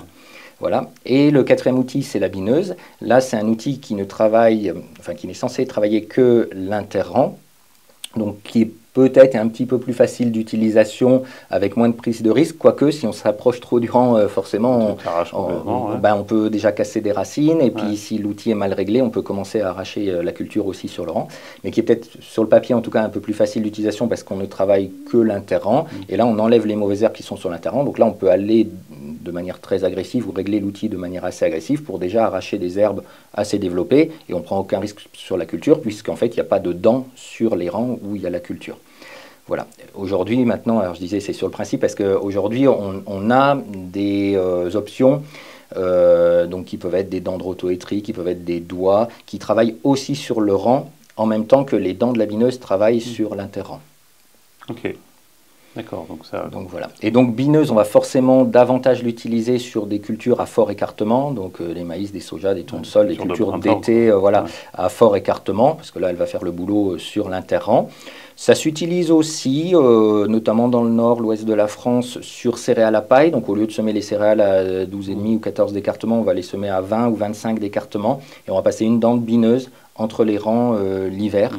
Ça permet de gérer certaines problématiques graminées, donc raigrats, vulpins, qui seraient impossibles à enlever à l'hercétrie et qui seraient davantage sensibles à un passage de bineuse. Ça peut permettre aussi de rentrer dans des sols un peu battus, les limons battants, des fois quand les hivers sont un peu humides, ils se referment fortement, et des outils comme l'hercétrie ont des fois du mal à pénétrer parce que le sol est trop refermé, donc même si on met de l'agressivité, la dent a du mal à pénétrer, la dent bineuse va peut-être mieux pénétrer. Donc dans certains contextes, la bineuse est aussi utilisée sur céréales à paille. Et les trois autres outils, les outils en plein, ils sont utilisés à la fois sur céréales à paille pour désherber l'intégralité de la culture, et aussi sur culture d'été, notamment pour gérer les infestations sur le rang. Ok, super. Donc il y a quand même pas mal d'outils qui existent pour limiter en fait le désherbage finalement chimique. Après, souvent la critique qui est faite au désherbage mécanique, c'est que finalement ça prend plus de temps qu'un désherbage chimique. C'est-à-dire qu'un désherbage chimique, la plupart du temps, tu vas plus vite, le pulvé est plus large. C'est un peu ce que je disais tout à l'heure sur l'exemple que donnait l'agriculteur. Comment tu vois les choses, toi, par rapport à ce sujet-là? Alors, je confirme à 100% ce que tu dis, parce que là-dessus, on a fait pas mal d'essais. On bosse beaucoup avec la FDCUMA de l'Ain depuis plusieurs années là-dessus aussi. Et je te confirme complètement, de toute façon, on a tout analysé. On a analysé les coûts, les temps de travaux, l'efficacité, etc.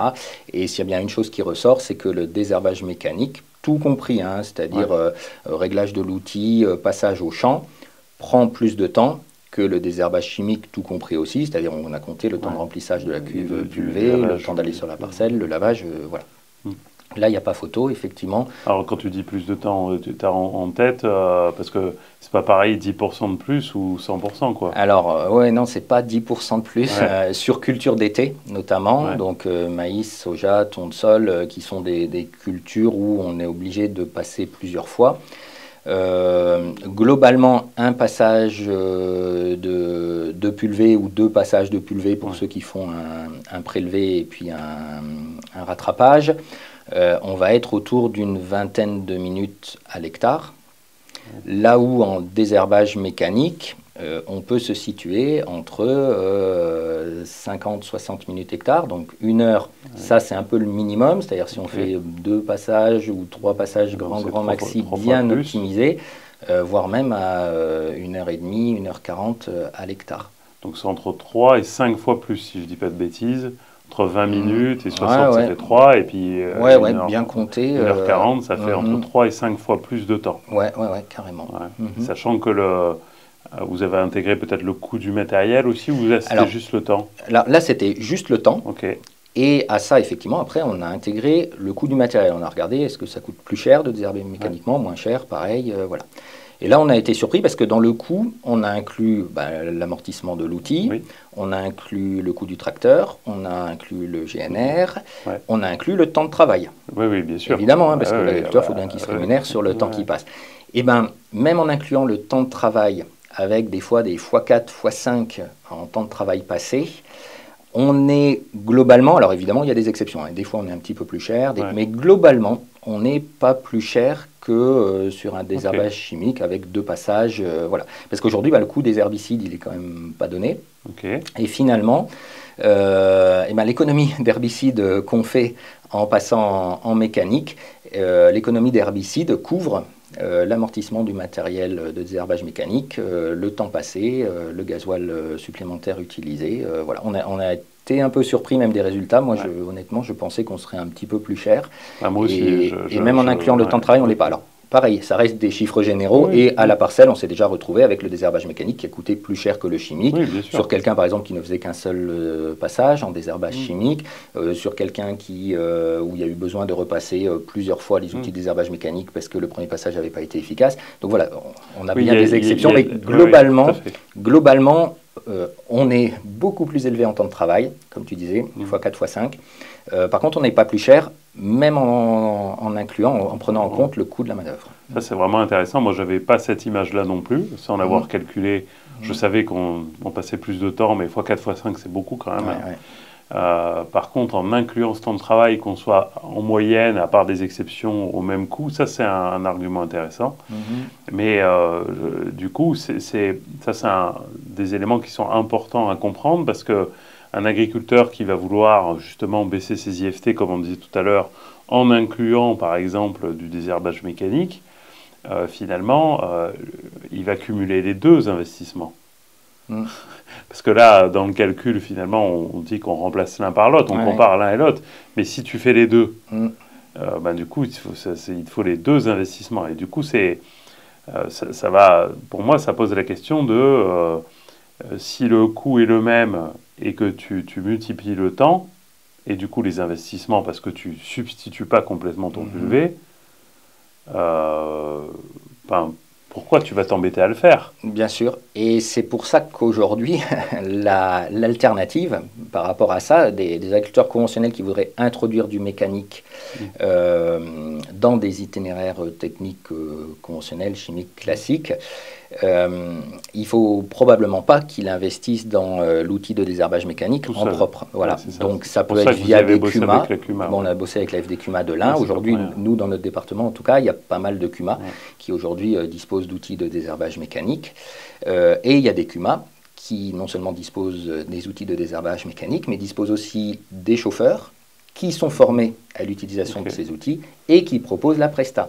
Et c'est peut-être là qu'il y a des choses à creuser, parce qu'un agriculteur qui a 50 hectares de maïs aujourd'hui, il va pas ou même un éleveur, enfin qu'il soit éleveur, qu'il soit céréalier, il ne peut pas se permettre du jour au lendemain de se dire je vais biner et passer 4 fois plus de temps sur 50 hectares. Enfin, matériellement, c'est pas possible, les journées font 24 heures, enfin, il va pas pouvoir être de partout, et il ne va pas pouvoir forcément embaucher quelqu'un pour le faire. Et peut-être que l'une des solutions, c'est effectivement faire intervenir des CUMA ou des ETA qui ont ces outils, qui ont des salariés formés à ces outils. Ça, c'est intéressant. Paiement de la prestation, donc pas plus de temps de travail pour l'agriculteur. Paiement de la prestation, on avait plus ou moins montré que globalement, tout inclus, main-d'œuvre incluse, on n'était pas forcément plus cher. Et si on est un peu plus cher, ou si on estime que l'agriculteur prend un risque en faisant appel à un intervenant extérieur par rapport à s'il avait passé le pulvé, c'est peut-être là que on peut se poser la question des volontés des collectivités territoriales, des volontés publiques, et peut-être qu'il y a des financements publics à les mobiliser. Et on a des exemples, dans l'Ouest notamment, en Bretagne, ça fait 15 ans qu'ils travaillent là-dessus, et aujourd'hui, ils ont mis en place, grâce à des financements publics, des prestations chez les agriculteurs, donc où il y a des conseillers techniques formés, et il y en a un paquet qui tournent sur les territoires, qui suivent les parcelles, qui déclenchent ou interviennent ou déclenchent les interventions et alertent quand il faut déclencher les interventions. Et après, c'est des ETA ou des CUMA qui interviennent pour faire la presta. Et ce temps de travail-là et ces prestations-là sont financées par l'argent public. Okay. Ce qui permet en fait à la fois aux agriculteurs qui s'engagent dans des démarches de baisser leurs IFT, ça c'est prouvé, depuis 15 ans en Bretagne, ils ont de manière très très très significative baissé les IFT herbicides sur maïs grâce à ce système-là. Donc l'agriculteur utilise moins de pesticides, baisse ses IFT et donc rend service à la communauté, n'a pas de surcoût puisque le coût des interventions est pris en charge par la collectivité.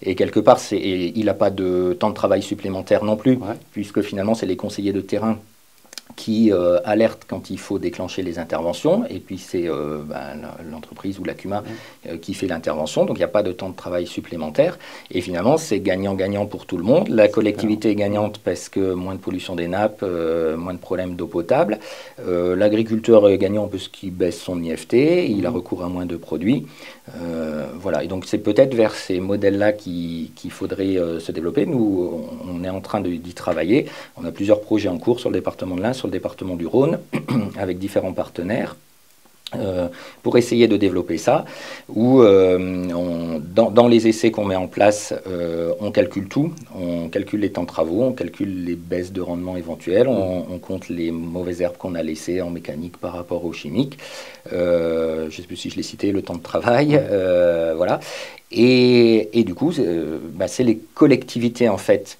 qui, dans le cadre de ces essais-là, prennent en charge tous les coûts des prestations.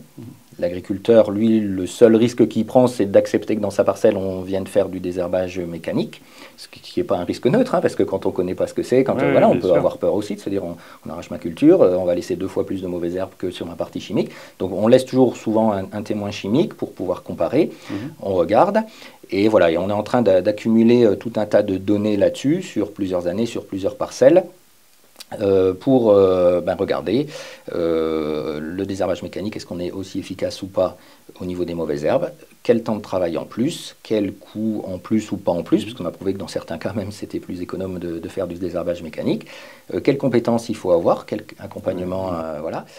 Et ça permet comme ça aux agriculteurs de pouvoir amorcer un changement avec une prise de risque qui est limitée, voilà. Et une prise de risque humaine, économique, qui est limitée. Ouais.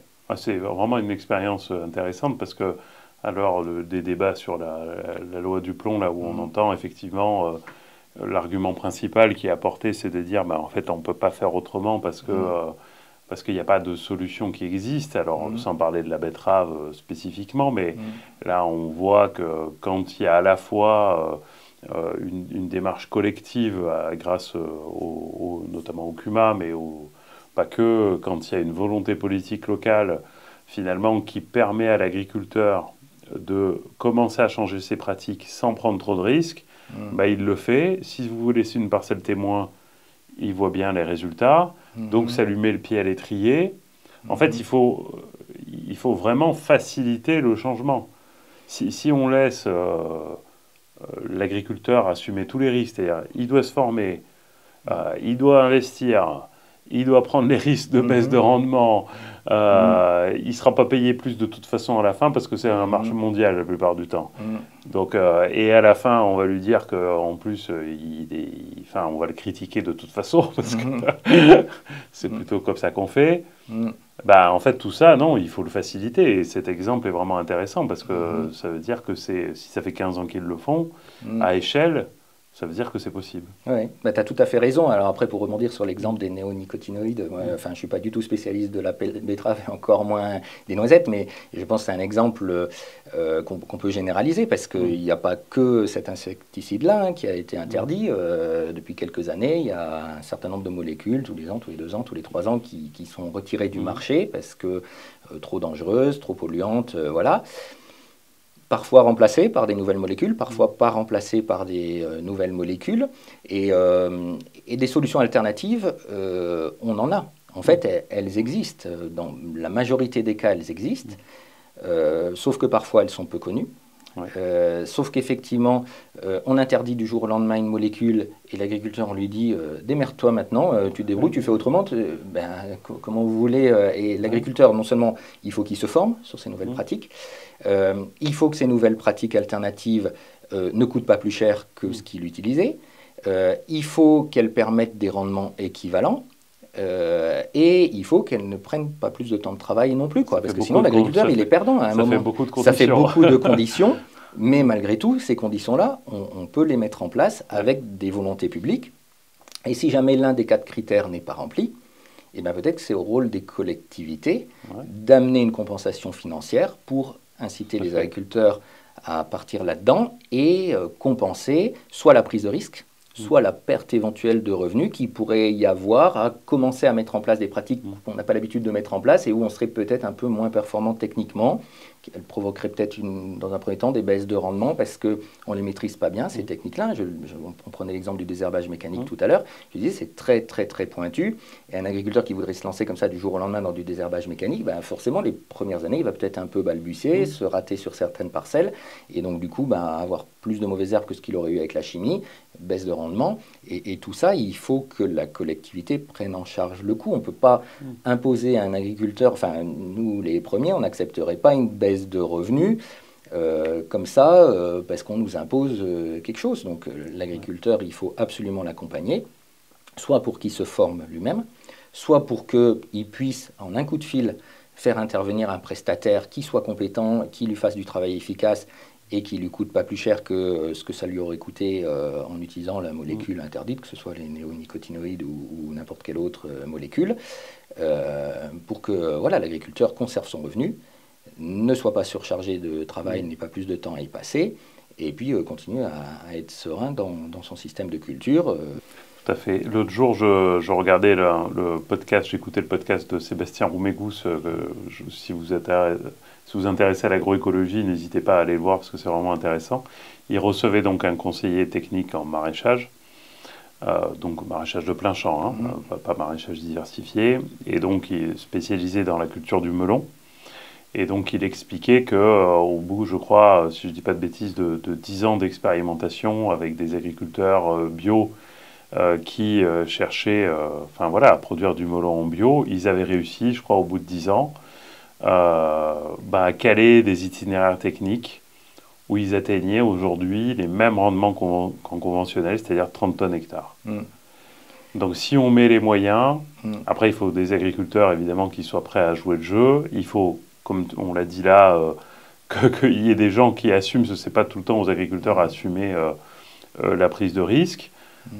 Et si on met les moyens de recherche, mais de recherche appliquée, parce que là on a besoin de recherche qui se passe sur les exploitations, en fait on arrive à des choses intéressantes quand même. Ça ne me surprend pas du tout. Moi qui accompagne des agriculteurs en bio, aujourd'hui par exemple en soja, on est tout à fait capable de faire des rendements complètement équivalents au soja conventionnel, voire même mieux. Parce que le désherbage chimique qui est fait en conventionnel a tendance à un peu secouer les sojas, alors que le mécanique, à l'inverse, va aérer les sols et plutôt stimuler la croissance et le développement du soja. Et donc des exemples de cultures, on est tout à fait capable, sans aucun produit chimique, de faire des rendements tout à fait équivalents au conventionnel. On en a pas mal. Tu as raison de souligner qu'il faut de la recherche. Aujourd'hui, après la guerre, on en a souvent discuté entre nous, et il y a toute la chimie, donc que ce soit les engrais, que ce soit les produits phyto, qui se sont développés et qui sont arrivés, et les agriculteurs ne connaissaient pas ces produits-là, n'utilisaient pas ces produits-là. Et finalement, il y a des moyens énormes qui ont été mis en œuvre pour que partout sur le territoire national, il y ait des conseillers techniques compétents qui sachent utiliser ces produits-là, qu'il y ait des agriculteurs qui prennent connaissance de ça, il y a toute une recherche qui s'est faite là-dessus, tout un essaimage des compétences qui s'est fait sur le territoire, qui fait qu'aujourd'hui, un agriculteur, il a une problématique adventice, maladie, ravageur, il sait qu'il appelle quelqu'un qui est sur son territoire à 5-10 km de là et qui aura tout à fait la compétence pour pouvoir lui dire tu utilises tel produit à telle dose, dans telles conditions, à telle date, et ton problème sera réglé. Si aujourd'hui on met les mêmes moyens pour pouvoir essaimer toutes ces techniques alternatives, le désherbage mécanique, enfin toutes ces techniques alternatives qui existent, qu'on connaît, si on commence à essaimer la connaissance et que sur le territoire, aujourd'hui, un agriculteur peut décrocher son téléphone et appeler un conseiller technique ou un technico en lui disant j'ai telle problématique d'adventice, de maladie de ravageur, et que le gars peut venir et lui dit tu utilises tel outil de désherbage mécanique et je viens, je te le règle, je te montre, ou tel produit alternatif, ou tiens, remodifie le choix variétal, et que la réponse il l'a.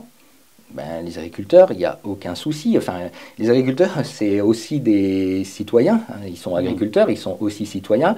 Moi, la majorité de ceux avec qui je discute, quand je dis la majorité, l'extrême majorité, ils ont bien conscience que quand ils ouvrent l'eau du robinet, il faut qu'elle soit potable. Et qu'à un moment donné, s'ils surchargent en produits phyto, qu'on pollue les nappes et que dans les captages, on n'a plus de l'eau potable, ils seront aussi les premiers concernés en tant que citoyens par le fait qu'il n'y a plus d'eau potable qui peut sortir du robinet. Donc, ils en sont bien conscients. Et si on leur offre des alternatives, en ayant essaimé la compétence, en ayant essaimé la mise à disposition et la disponibilité du matériel, par exemple, de désherbage mécanique, pour reprendre l'exemple du désherbage méca, voilà, puisqu'on en parlait tout à l'heure, donc pour reprendre cet exemple-là, mais c'est valable sur d'autres leviers aussi, hein, l'agriculteur, s'il sait que ça ne lui coûte pas plus cher, que ça ne lui prend pas plus de temps et que la technique est tout aussi efficace, ou qu'il aura une compensation financière pour sa prise de risque, voilà, si au départ il balbutie un petit peu le temps de mettre en place cette pratique-là sur son exploitation, évidemment qu'il va le faire, quoi. Donc ça paraît logique. Ce sont des gens pragmatiques. Hein, évidemment, et donc je pense qu'aujourd'hui, il y a aussi une question très forte de volonté politique des pouvoirs publics, aussi bien au niveau national qu'à des échelons plus régionaux ou locaux. Si on veut faire changer les pratiques, il faut mettre en place des moyens et il faut accompagner les agriculteurs techniquement au changement de pratique, il faut les accompagner éventuellement économiquement si besoin, et il faut accompagner en termes de temps de travail. Voilà quoi, ça c'est indispensable. En gros, tout ce qu'on a fait à l'après-guerre pour permettre cette révolution verte, qui était l'objectif tout à fait louable de l'après-guerre. Hein. Il fallait moderniser l'agriculture, il fallait nourrir la France, l'Europe. En fait, toute cette énergie, tout cet argent qui a été mis, avec notamment les grandes lois d'orientation de l'époque, en fait, il faut qu'on le refasse aujourd'hui, c'est un peu ce que tu dis, mais tourner vers les pratiques agroécologiques, quoi. Hein, il faut remettre cette même énergie, c'est la même chose aujourd'hui pour que en fait, l'agriculteur il puisse appeler n'importe qui dans l'environnement agricole et que n'importe quel technicien soit capable de... Aujourd'hui, ait les compétences pour l'accompagner à trouver des solutions face à une problématique donnée. Complètement. Ouais. Bon, on en est loin encore, mais... On en est loin, mais moi je pense que, il y aurait cette volonté politique. On peut très très très rapidement essaimer ces pratiques-là. Voilà, si tout un tas, dans chaque département, tout un tas de conseillers ou de technicos se retrouvent formés à ces pratiques-là, on peut très très vite faire évoluer les pratiques chez les agriculteurs. Le fait que est-ce qu'il n'y a pas un frein aussi du fait que, d'ailleurs, ça a été discuté dans la loi du plomb aussi, que le conseil soit séparé de la vente ou qu'il ne soit pas séparé de la vente? Est-ce que le fait qu'il soit séparé de la vente à un moment donné, ça a eu vraiment un impact ou pas? Est-ce que c'est un sujet ou pas? Qu'est-ce que tu en penses, toi? Oui, c'est un sujet un peu délicat, mais oui, c'est sûr que je ne sais pas si la séparation du conseil et de la vente a vraiment eu un impact sur les pratiques. C'est vrai qu'on peut souligner l'ambiguïté de structures qui à la fois font du conseil et ont des produits à proposer. Moi, pour le coup, qui fais du conseil indépendant, quasiment tous les agriculteurs que j'accompagne me disent on te fait venir et le premier truc qu'on aime chez toi, c'est on sait que derrière, tu n'as pas de produit à vendre. C'est-à-dire qu'à un moment donné, quand tu vas faire un test de bêche chez nous, quand tu vas regarder une culture, quand tu nous préconises quelque chose, On sait que tu n'as aucun intérêt à préconiser plus ça que ça que ça, et donc a priori ton conseil est neutre, Oui, et c'est ça changera qu'on pas ton recherche. chiffre Voilà. d'affaires. Et moi j'en ai beaucoup qui me font venir après avoir fait venir les technicos, qui leur dit tiens là faudrait mettre ça là, et ils me font venir, ils me disent pas ce que les technicos ont dit, et voilà. Et après ils écoutent ce que je leur dis, et puis après ils font leur choix en fonction Ok. de ce que j'aurais redit. Et donc effectivement qu'il y a des enjeux commerciaux aujourd'hui qui sont très importants, avec des enjeux financiers très importants. On ne va pas se mentir, l'industrie phyto, ça Quelques représente milliards. quelques milliards d'euros Mhm. de chiffre d'affaires, et que forcément faire bouger les lignes de ce côté-là, ça peut provoquer des difficultés, Des enfin, des freins, réticences, des ouais. freins, je ne sais pas comment on peut appeler ça, chez ceux qui produisent ces produits, chez ceux qui les commercialisent. Mhm. Ça, c'est logique et c'est tout à fait Mhm. entendable. Voilà, après, revenir à plus d'agronomie, c'est sûr que l'agronomie même, il y a peut-être des outils, donc il y a peut-être effectivement des enjeux économiques sur l'outil, mais après, un agriculteur qui reprend un peu la maîtrise du travail de ses sols, de ses cultures, avec moins d'intrants, va avoir davantage d'autonomie Mhm. décisionnelle et financière, et peut-être moins dépendre de ces ventes là, de produits. Et donc c'est plutôt l'agriculteur qui va en être bénéficiaire au détriment Des filières. de certaines filières, voilà, Mhm. qui aujourd'hui se sont structurées Mhm. et développent un marché sur ces produits-là. Donc évidemment que la vente de produits phyto et le commerce tel Mhm. qu'il est aujourd'hui et qu'il représente peut être un frein, Mhm. au développement de techniques utilisant moins ces produits-là. C'est ça. On a eu le même, tu vois, quand on a fait le podcast avec Ian Matthew sur Mm, l'autonomie des éleveurs, mm, on a eu le même discours. C'est la même chose. Ou quand on a fait celui qui n'est pas encore sorti avec Jérôme Crouselon mm, sur la partie minéraux, vitamines, oligo-éléments des mm, mm, animaux, c'est pareil. Est-ce que mm. finalement on achète quelque chose de tout fait ou est-ce qu'on se forme, on a la connaissance et on est autonome dans ses Mm. choix et on achète que ce qui est bon pour nous, pas Ouais. ce qui est bon pour la filière ou pour Après, les fournisseurs. ouais, ouais, complètement. J'avais vu une étude qui disait qu'aujourd'hui, enfin il y a 50 ans, un agriculteur, il faisait Mm, vivre, je sais plus, mais mm, pas beaucoup de technicaux, enfin mm, de conseillers. Et aujourd'hui, un agriculteur, il fait vivre énormément bien sûr. de salariés dans son environnement.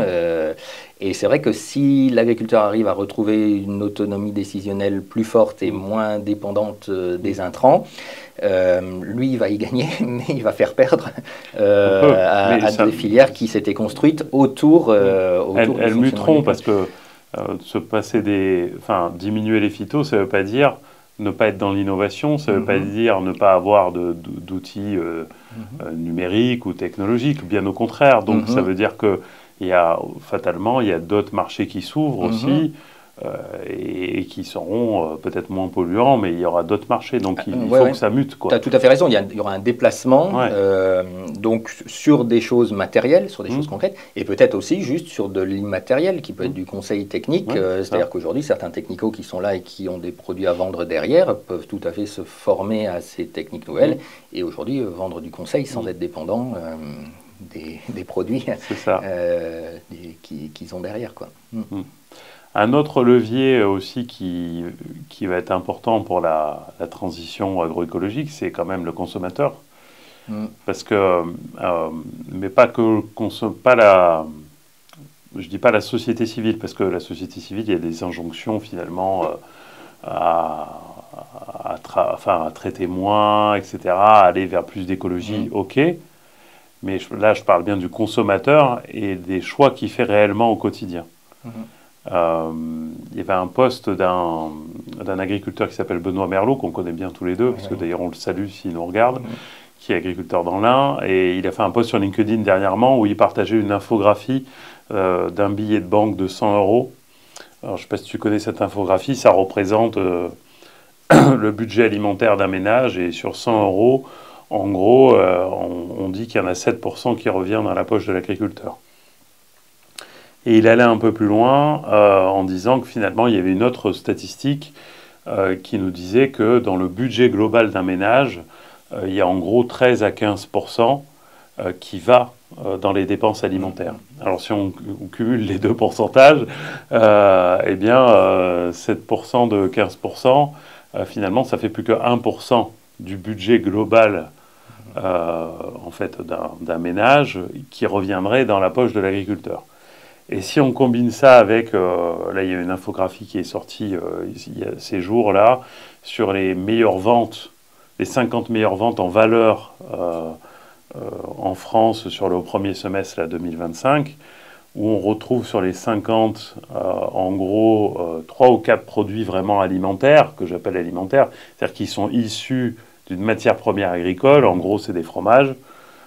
Tout le reste, ça va être de l'eau en bouteille, ça va être, je ne vais pas citer des sodas, je ne cite pas les marques, vous les connaissez, des boissons à la noisette, enfin la noisette, enfin pas des boissons, pardon, des pâtes à tartiner, voilà, vous voyez, ou vraiment, enfin, en gros quasiment que des produits ultra transformés, où la part en fait de la matière première agricole est insignifiante dedans. En tout cas, elle n'est pas bien valorisée et qui en plus pose des problèmes concrètement de santé humaine, hein, parce que quand la population mange en priorité ça, enfin, je veux dire, on peut faire le lien avec la Sécu, avec les maladies. Ça ne peut pas faire des humains en bonne santé que de se nourrir de soda, d'eau en bouteille et de produits ultra transformés. Donc, à un moment donné, le consommateur, il doit avoir une marge de manœuvre pour faire en sorte que ça finance aussi cette transition. Et aujourd'hui, le consommateur, je ne veux pas être méchant ou faire des généralités, mais enfin, je le vois bien râler, dire que les choses vont pas, mais mettre plus cher dans l'alimentation, à part quelques exceptions, je pense aux AMAP par exemple, qui a un mouvement national, mais qui est finalement dans la consommation globale, c'est Epsilon. Je ne le vois pas si engagé que ça dans ses choix. Oui, alors je vais être peut-être un peu plus indulgent que toi vis-à-vis du consommateur. Moi je pense que le consommateur, pour en discuter avec des gens dans des salons, des fois dans des salons agricoles ou des foires ou des comices, je pense que le consommateur a une méconnaissance totale de ce qui se joue derrière son acte d'achat en fait. Ouais. Alors pas tous, tu l'as dit, hein, il y en a qui sont sensibles, qui vont acheter dans des AMAP, qui vont aller directement acheter à la ferme, qui vont acheter dans des magasins de producteurs fermiers. Et ça, c'est une démarche en général qui est citoyenne, volontaire. C'est pas juste pour se dire j'ai des meilleurs produits, c'est aussi pour se dire j'ai des meilleurs produits, à pas trop cher puisqu'on a éliminé des intermédiaires au milieu. Mais je pense que voilà, ça, c'est ce type de consommateur-là a conscience de l'intérêt de manger local, faire vivre les producteurs de son territoire, voilà. Mais pour moi, ça reste une minorité. Ça, ouais. La grosse majorité n'a simplement pas conscience de ce qui se joue derrière son acte d'achat, quoi. Ouais. T'achètes un poulet, de tout ce qu'il y a comme conséquence derrière, du soja qu'on a importé d'Amérique du Sud pour nourrir le poulet. Pour la chaîne, quoi. Voilà. Ou que celui qui va acheter des cuisses de poulet n'achète que la cuisse et n'a aucune conscience de qu'est-ce qu'on a pu faire du reste du poulet derrière. Enfin, donc, moi je pense que tant que le consommateur ne sera pas éduqué, et ça, pareil, hein, c'est le rôle peut-être des pouvoirs publics. Voilà, enfin, on ne peut pas demander aux agriculteurs qui aujourd'hui représentent un pourcentage minime de la population de produire en respectant l'environnement, de commercialiser et en plus d'aller expliquer aux consommateurs comment ils pratiquent, pourquoi ils pratiquent, quels sont tous les enjeux. Donc à un moment donné, ça c'est peut-être le rôle des pouvoirs publics à l'école, d'aller expliquer aux enfants, d'aller systématiquement tous les ans visiter des fermes ou montrer, expliquer, parce qu'il n'y a peut-être pas des agriculteurs non plus qui vont pouvoir accueillir des groupes tout le temps, tous les ans, mais que les enseignants puissent expliquer tous les enjeux qu'il y a derrière. Pour te donner un exemple, il y a quelques années, au collège où étaient mes garçons, ils avaient fait une semaine qu'ils avaient appelée, je ne sais plus, développement durable, développement citoyen, enfin voilà, et où ils avaient envoyé un message à tous les parents en disant, tiens, si vous travaillez dans le développement durable, Est-ce que vous pouvez intervenir, faire une intervention? Donc je m'étais proposé et donc j'avais expliqué au niveau agricole quels étaient un peu les enjeux derrière tout ça. Et en fait, même les deux, trois enseignants qui étaient présents m'ont dit ah ouais, mais c'est super, mais on ne se rendait pas compte. Donc si même les enseignants ne se rendent pas compte, les élèves forcément encore moins des enjeux qu'il y a derrière leurs actes d'achat. Ils n'ont quasiment aucune connaissance des labels. Alors, le label bio est un peu connu, donc on sait que derrière, c'est pas de produits chimiques, pas de produits phyto, mais les labels développement durable, commerce équitable, enfin, ils ont label rouge, AOP, voilà, IGP, tout ils ça, ne ils savent pas qu'est-ce qu'il y a derrière ces labels-là. Pour les quelques-uns qui repéraient un peu ce label-là, l'enjeu c'est plus notre santé. À la limite, c'est un label, c'est mieux pour notre santé. Ils n'ont aucune conscience des démarches derrière de produire qu'en label rouge l'animal et puis avoir des conditions de vivre en plein air, qu'est-ce que ça implique derrière, d'avoir gardé des prairies dans le territoire, etc. Enfin, ils n'ont aucune conscience de ça.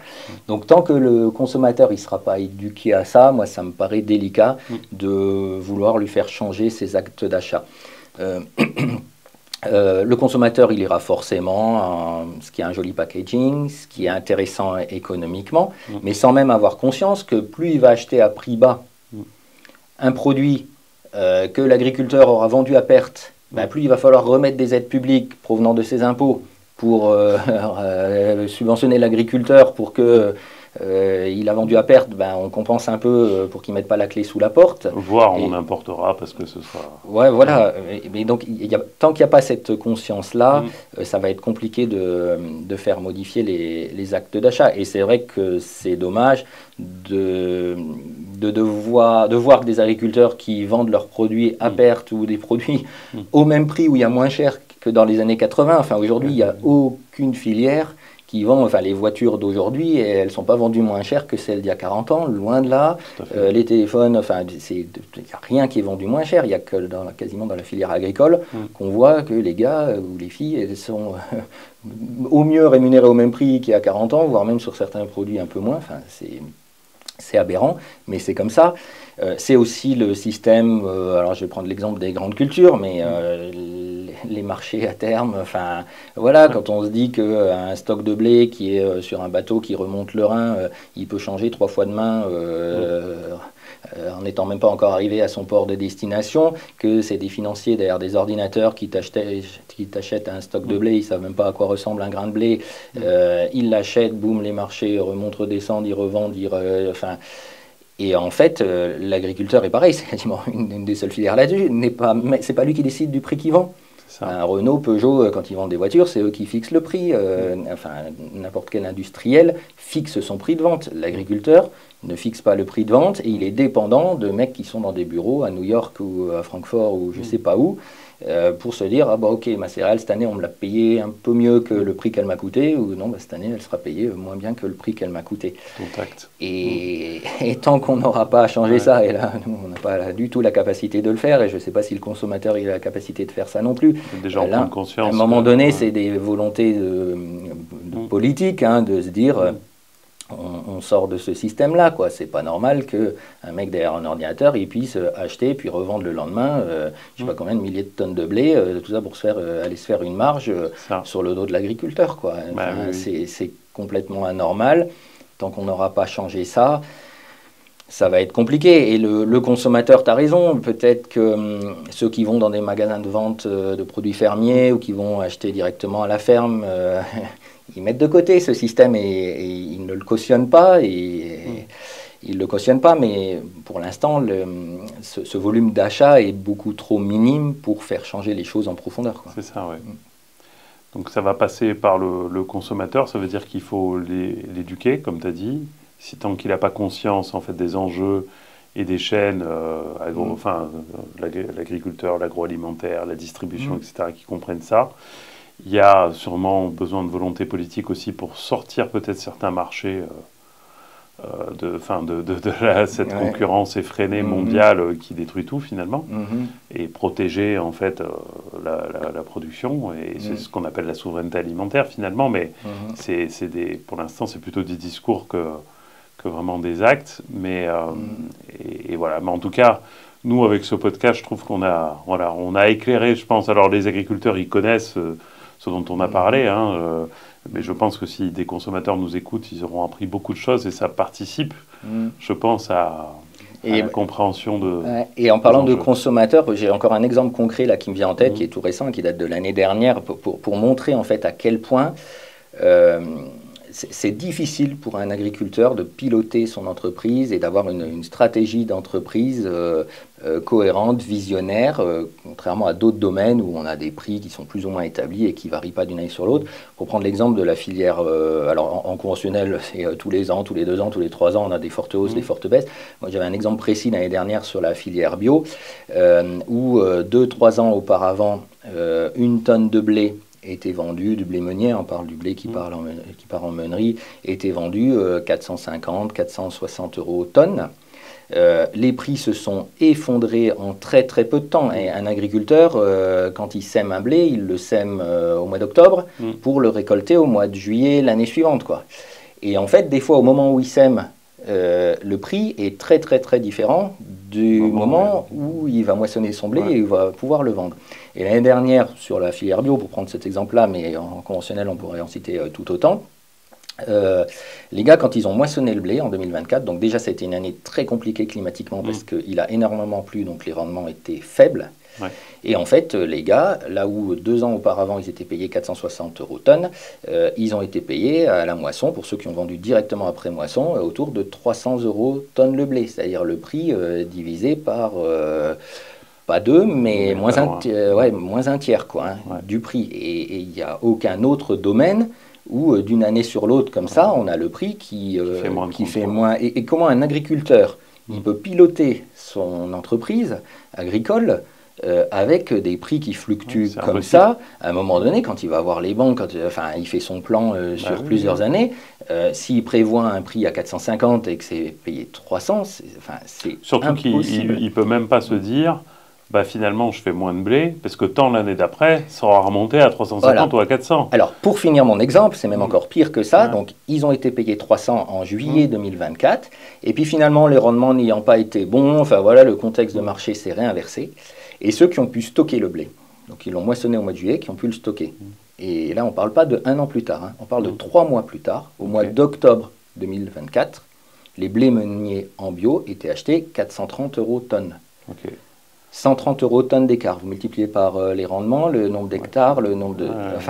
comment un agriculteur, il peut piloter... En plus, c'est démoralisant. C'est-à-dire que non seulement économiquement, c'est fatal, ça peut être fatal, parce que si tu n'as pas de trésor, t'es pas loin d'être mort, quand même. Bien sûr, évidemment. Et après, moralement, c'est difficile à encaisser. Parce que... Non, ça c'est la variabilité des prix... surtout qu'il n'y a pas cette variabilité des prix sur les produits finis.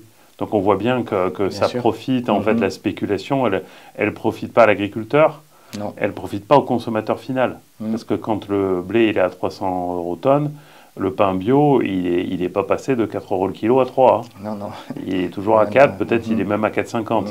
Donc il y a des gens qui s'enrichissent, et ils s'enrichissent sur le dos des agriculteurs, et il faut que le consommateur en ait conscience et que les politiques essayent de faire changer ça.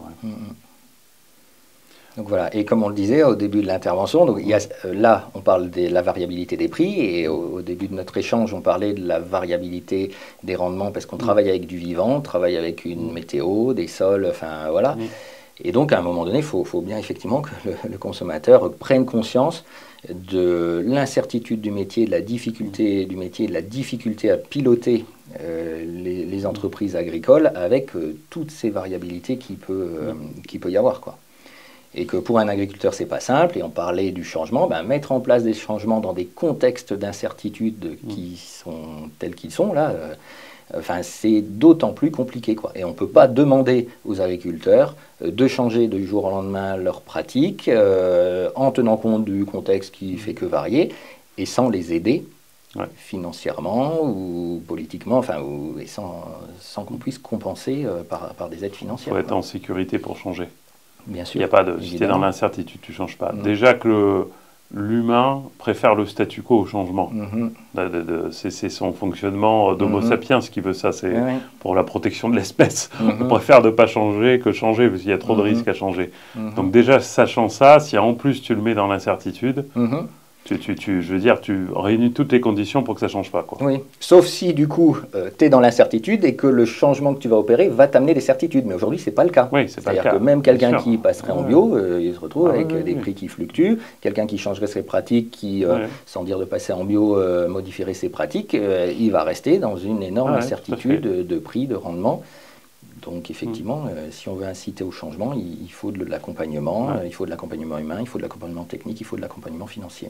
C'est ça, et des certitudes et de la sécurité pour l'agriculteur qui ne prennent pas les risques tout seul. Bien sûr. Donc en conclusion, en fait, la transition, elle est possible.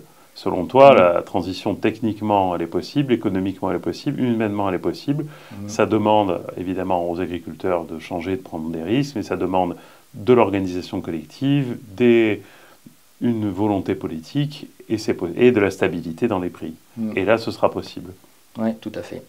Et encore, tu parlais, ça demande à l'agriculteur de prendre des risques. Si en amont, tu as sécurisé le changement, si tu apportes la garantie que la prise de risque sera compensée financièrement si jamais il y a prise de risque, si tu amènes tout un tas, ce qu'on discutait depuis tout à l'heure, voilà, de compétences techniques autour de l'agriculteur qui vont pouvoir l'accompagner au changement, de compétences matérielles, via les CUMA, les ETA, autour de l'agriculteur qui vont l'accompagner au changement et de ressources financières qui vont l'accompagner au changement, au final, la prise de risque, il n'y a pas grand monde qui la prend en fait. Elle n'est pas très forte pour l'agriculteur. On peut la diminuer. Pour la collectivité, l'évolution des pratiques, si c'est des pratiques plus vertueuses, vont permettre de sécuriser, de moins polluer les eaux, de sécuriser les captages d'eau potable, etc. Et finalement, on sécurise tout le monde en fait. Ouais. Bon, écoute David, on arrive au bout de cet échange qui est vraiment intéressant sur ces enjeux. Des enjeux de l'agriculture, on a abordé beaucoup de sujets. Je te remercie pour ces échanges et puis je te dis à très bientôt. Merci à toi Laurent d'avoir participé à cet échange et puis à très bientôt. Merci.